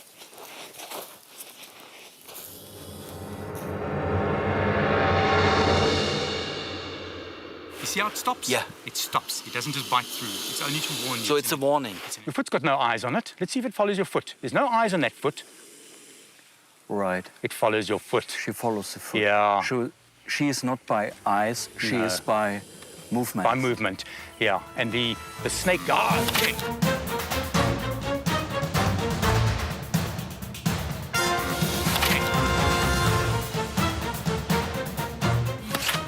It's a bite. Splashes of venom coat the camera lens. Should be a little bit ferrous. Yeah. Slightly bitter. Yeah. Okay. Don't have bad teeth, do you? So I got my first, not really iron, but... The snake hesitated a long time before striking. Its poison is too precious to be wasted. There's so much to see in the park. More than 140 species of animal live here. To experience nature firsthand, you have to explore the bush on foot. But you need to be accompanied by an experienced bushman. It's too dangerous to go it alone.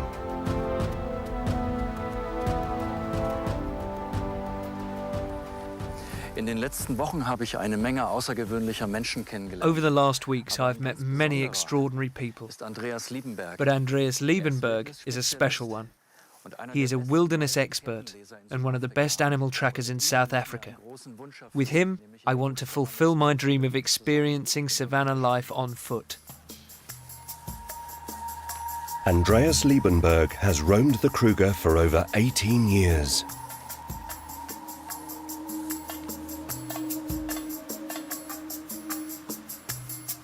He knows the best places to encounter animals and how to act around them. Like these giants. Wie hoch ist, ne? Ja. Ist ein bisschen scheu, oder was? The elephant doesn't seem troubled by the visitors. Andreas Liebenberg thinks it's most likely on its way back to rejoin its herd.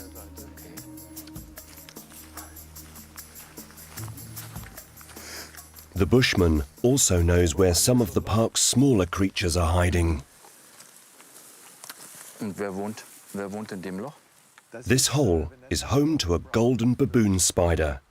It's a member of the tarantula family, and only females build these nests. Nur die Weibchen konstruieren diese Löcher. The vibrations of the twig entice it from its lair. Dann wird die sich da dran packen und dann kann man die manchmal hoch. Ja, da ist sie. Females are bigger than males and can be aggressive, so they need to be careful.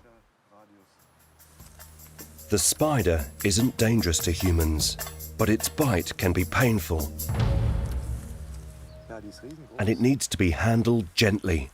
Ein Glück, da haben wir doch noch rausbekommen. Ja, hätte ich nicht gedacht. Its large, hairy body is surprisingly soft to the touch. Ja. Willst du mal halten? Ja, unbedingt.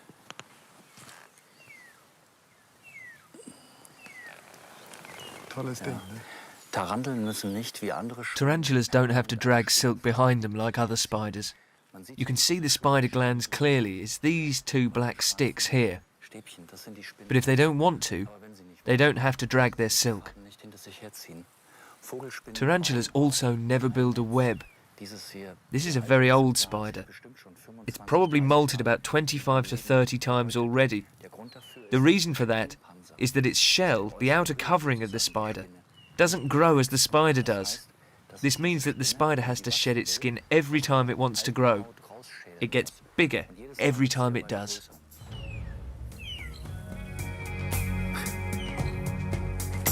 Andreas is fascinated by the tarantula, but there's much more to see.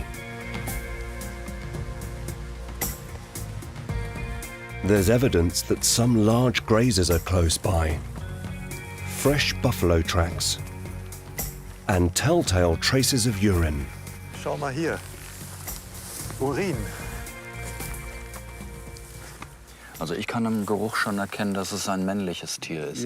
Well, I can tell by the scent it was a male animal. Das ist ein viel schärferer. Female urine smells very different. This is a much harsher scent we have here. A typical male scent, I would say. A Cape buffalo cow's urine smells much milder. The male scent is stronger, especially when the male is in a rut and ready to mate.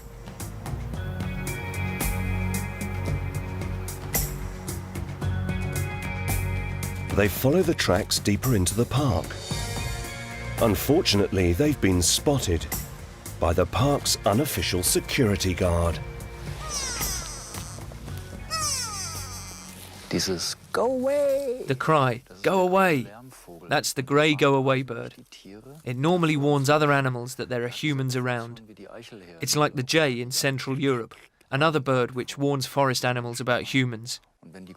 When the large hoofed animals hear it, they know that there could be danger approaching, and they move on. That's bad luck for us. But they aren't giving up.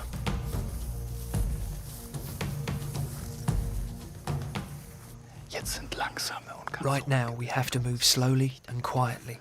The buffalo are right ahead of us, just 30 metres away. They haven't noticed us yet. The hungry buffalo seem far too busy stuffing themselves to be bothered by the men watching them. Buffalo visit the watering hole once or twice a day.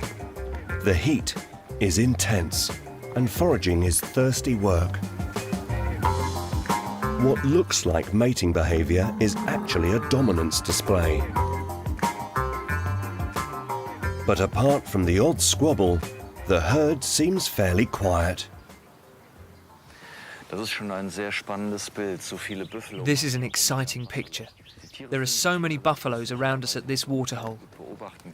The animals feel relatively safe here because they can keep an eye on the surroundings and see any big cats which are approaching. Looking around the scrubland, there are single buffaloes everywhere on lookout. One keeps making threatening gestures. It's hitting the bushes with its horns, showing that it's actually pretty angry. The buffalo's body language sends out a definite warning. It's important the men tread carefully. After their brief encounter, it's time for both parties to move on. Andreas Liebenberg knows many secrets of the scrubland, including the best way to prepare a tasty snack. Also hier haben wir jetzt den wilden Spinat.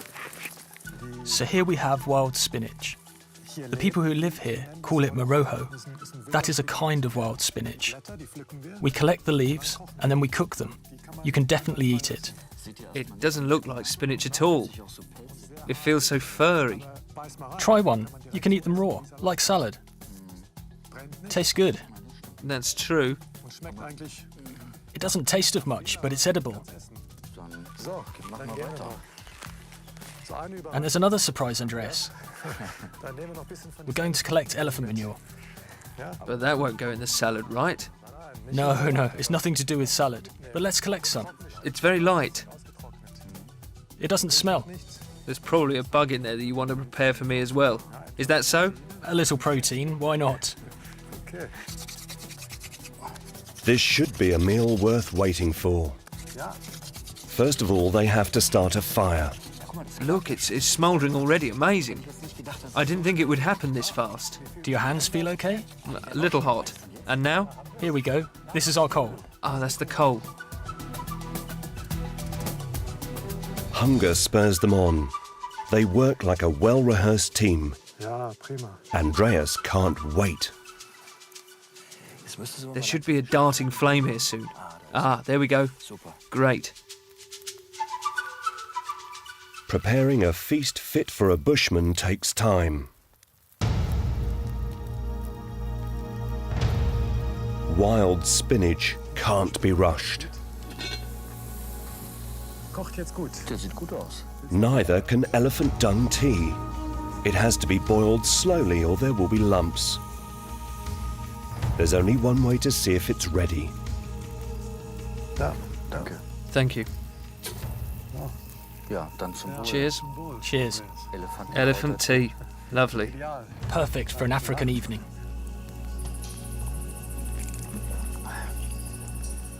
It's good, yeah? Strong. Yeah, strong. Couldn't we make this a business and sell it in Germany? I bet it would sell. After the tea, the main course, spinach. Well, my grandfather used to say, it feeds the man and it beats being hungry. Yes.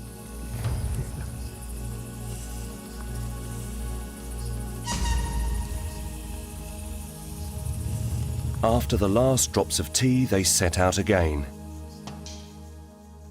Many of the park's residents only come out at night. Like tree scorpions. The scorpions can't see well, but they have a special trick to help them hunt.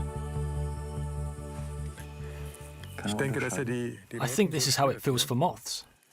I'll try to tempt him with a branch. Maybe that'll work. Let's see what he'll do. The scorpion seems desperate to grab something to eat. And so does Andreas. We've been up for 14 hours now. Let's have a snack. It makes you hungry watching lions, buffaloes and scorpions. Exactly. Ah, my stomach. Yes. Living on elephant dung tea doesn't really work. And spinach. Oh yeah, and spinach. Let's eat something else. The next morning starts with a difference. And with some unfamiliar sounds.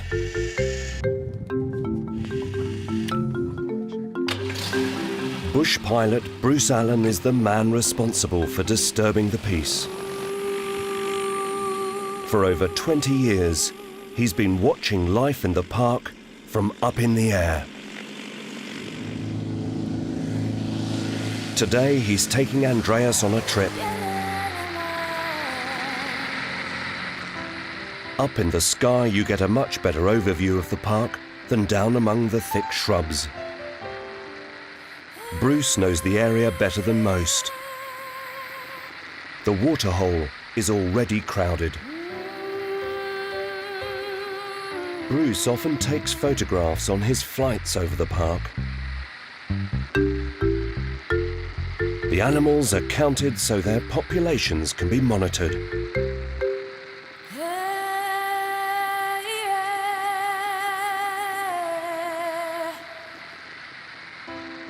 The view from up here isn't just breathtaking, it's thought-provoking. Only from up in the air do you realise how large Kruger National Park really is. The whole territory is bushland, which means there's only a few open spaces where you can see the animals. Therefore, there's only a few large herds in Kruger Park. Most herds are small.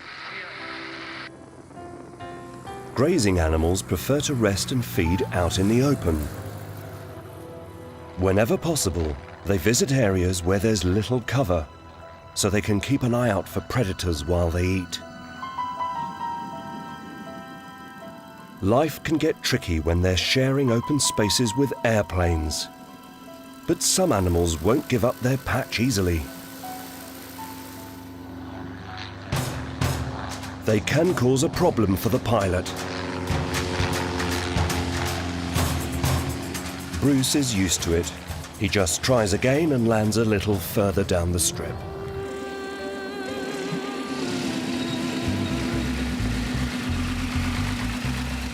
No, I think this was a very good fly. Thank you very much. Pleasure, absolute pleasure. I hope you got some nice footage. Yeah, I mean, I was thinking the zebras, they don't like to leave the place. They like open areas. They like open areas, so that's why they hang a lot around here correct, yeah. on the runway. Absolutely. Yeah. The animals quickly reclaim their territory. Andreas didn't see any large predators from the air. The big cats are shy and hard to see in the thick brush. Time to change transportation once again. Maybe he'll be luckier on 4 wheels.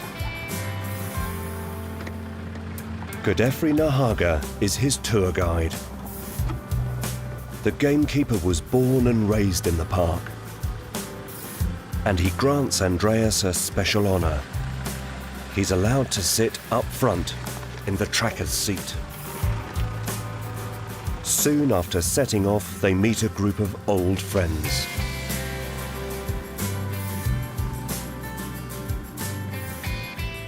The Cape buffalo have moved on from the waterhole.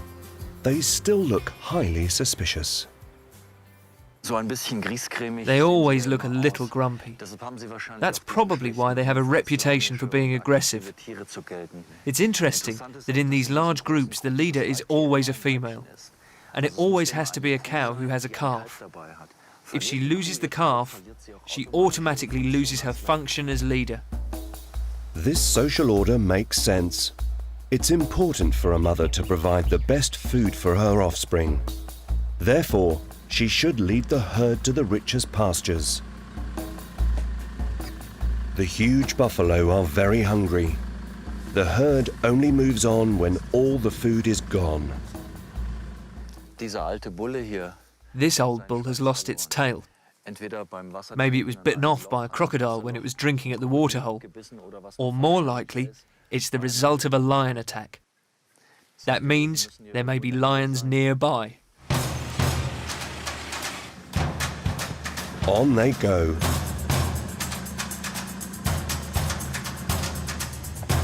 Sure enough, Godefrey spots big cat tracks close by.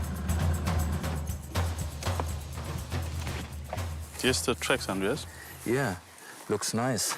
Yeah. Single lion? Yeah, it's a big male and quite fresh. And you see in front there's also a wildebeest, no gnu, very fresh. And I think this lion, he was after the wildebeest. So this is recent. It should be good 10, 15 minutes ago. And I'm sure the lion should be right here.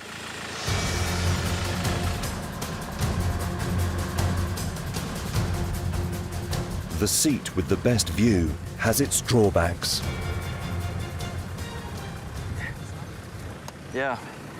We just drove into a spider web, as you can see. I just hope they're not poisonous. And then the moment Andreas has been waiting for. Right in front of us is a large lion. I didn't think we'd find it so quickly. It's a young male, maybe 5 to 8 years old. Its mane is just starting to get big and thick. Size-wise, it's almost fully grown. Young male lions are often loners. When they become sexually mature, they are excluded from the pride. From then on, they roam the land alone. This one doesn't seem too impressed to have company. During the day, when it's really hot, lions often retreat into the thicker scrubland to try and find some shade.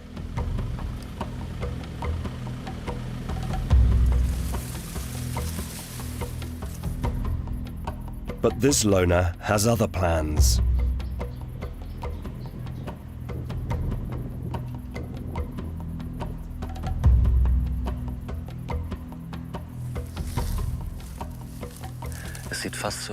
It looks as if the young lion is trying to hunt buffaloes. Buffaloes are difficult prey for lions.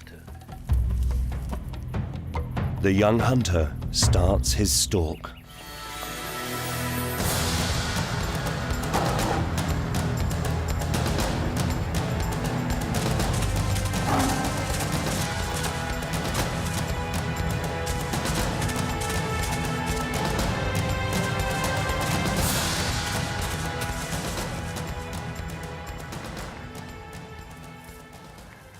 That was really close. But a single lion doesn't really stand a chance against a strong Cape buffalo. Only about 1 in 20 attacks are successful. It may need to practice on an easier target first.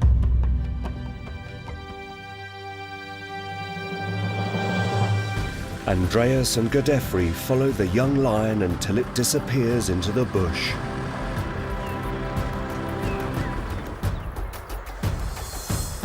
Even though the heat of the day is fading, there's still a lot to see in the park. Hippos cavort at the waterhole. Many others visit during the evening hours to enjoy a drink. Even the shy oryx are here today.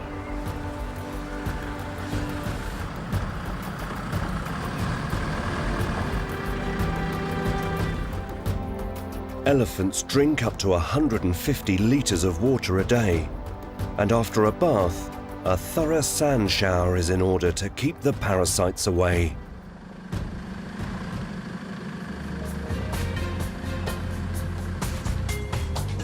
As night falls, many predators wake up.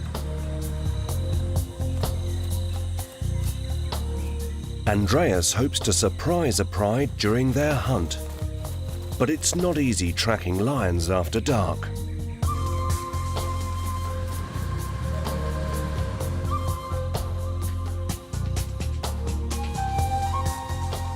They catch fleeting glimpses of animals as they disappear into the shadows.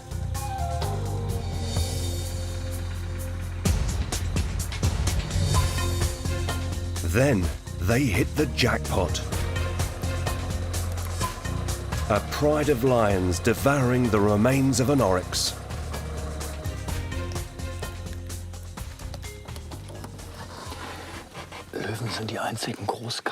Lions are the only big cats who hunt in a pack. They are socially organised and there is a real hierarchy amongst the pride, which means the highest ranking animals feed first.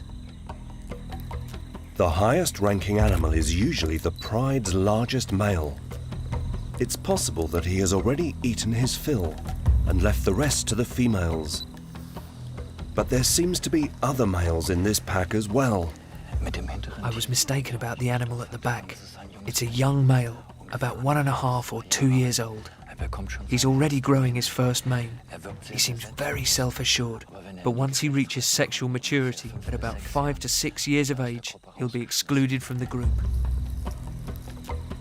The pride is mostly made up of large females. There are no quarrels while they feed.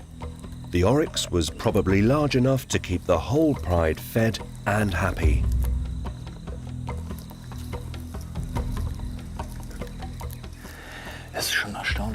It's amazing. A fully grown oryx weighs about 150 kilograms, and it's been almost completely devoured in about 20 minutes. A few hyenas skulk close by, hoping for scraps. Sometimes they're bold enough to challenge the lions for their prey. But not tonight. They stand no chance against a pride this big.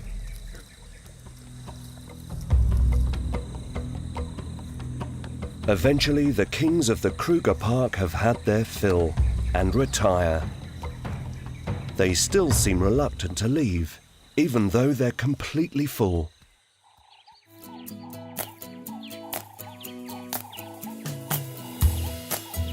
Andreas is up early next day and back out with Godeffrey. This time they encounter smaller predators, searching for prey by the roadside. These are some of the most organised creatures in the park.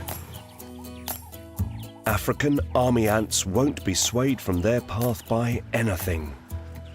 Formation, die sie im Gras bilden, hat auch eine echte Funktion. The formation that they take has a function against predators.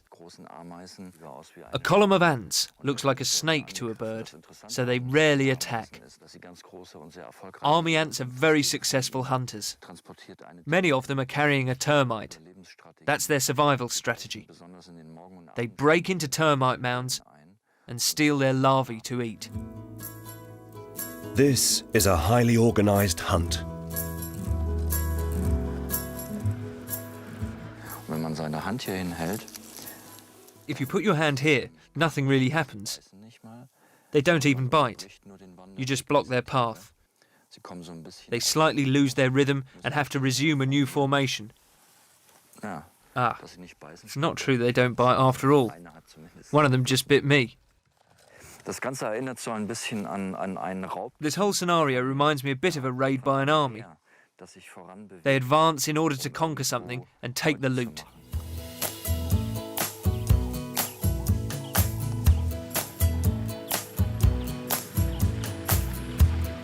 There are still some animals Andreas is keen to see.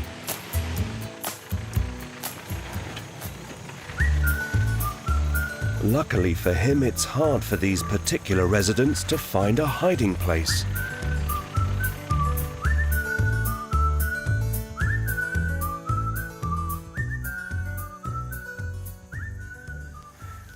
Immer wenn ich Giraffen sehe, bin ich völlig fasziniert. Every time I see a giraffe, I'm totally fascinated. To me, they're the most extraordinary animals in Africa. They have a very big heart, as their blood has to be pumped up their long neck to their brain. That causes enormous pressure. So giraffes have special leathery skin which doesn't swell as quickly. Otherwise there would be big bulges on the giraffe's body. Giraffes also have very sharp vision. They really are the watchtowers of the bush. Unfortunately, long necks mean there's lots of space for unwanted visitors. Parasites. Birds help, they pick them from their fur. Giraffe tend to keep to themselves, but zebra prefer large groups. There's safety in numbers. The stance of these two mares towards each other is typical for zebras. One looks this way, one that way. If you look closely at the stallion, his tail and hindquarters are bloody. That means he probably survived an attack by a large predator last night, or maybe even this morning. The attacker could be close. Around midday, most animals take time to rest.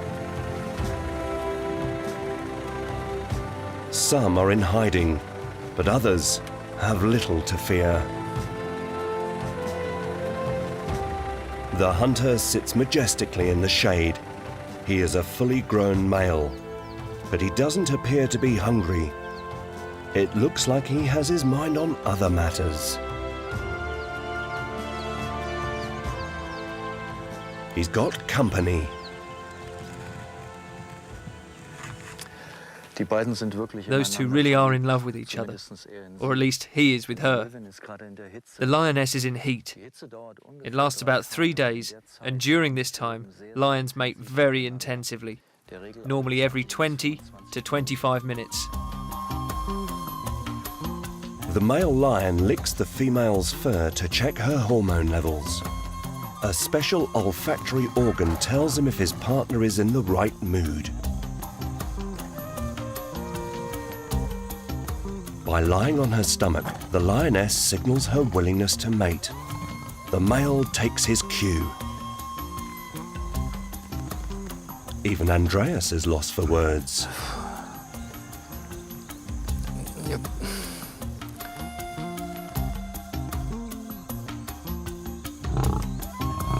The lions seem surprisingly tender. It's an overwhelming spectacle.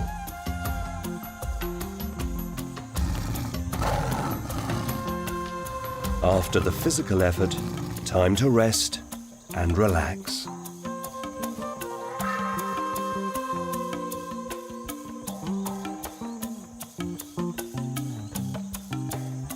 There's much more mating in the hours ahead. But tomorrow, when the lioness is no longer in heat, the male will lose interest in her. After about 4 months, the lioness will give birth to her cubs, away from the pride.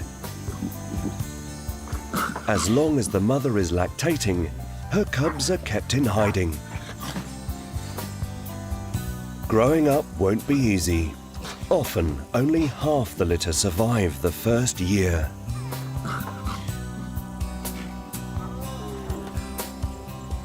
But for now, it's playtime, under their mother's watchful eye.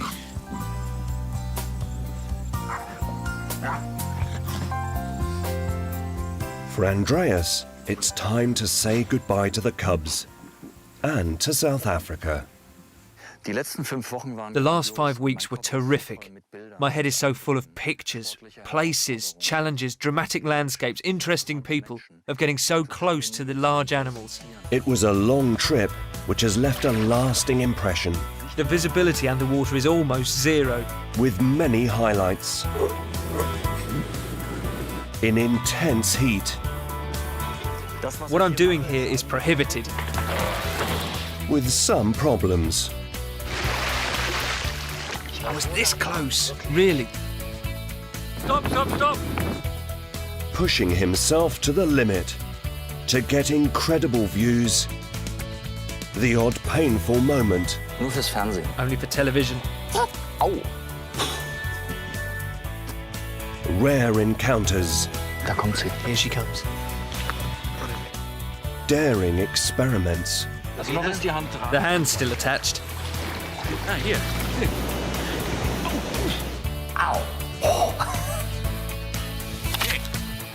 Unforgettable adventures and a desire to return. South Africa is one of the most interesting countries I've travelled to in the past few years. My gut tells me I definitely have to come back.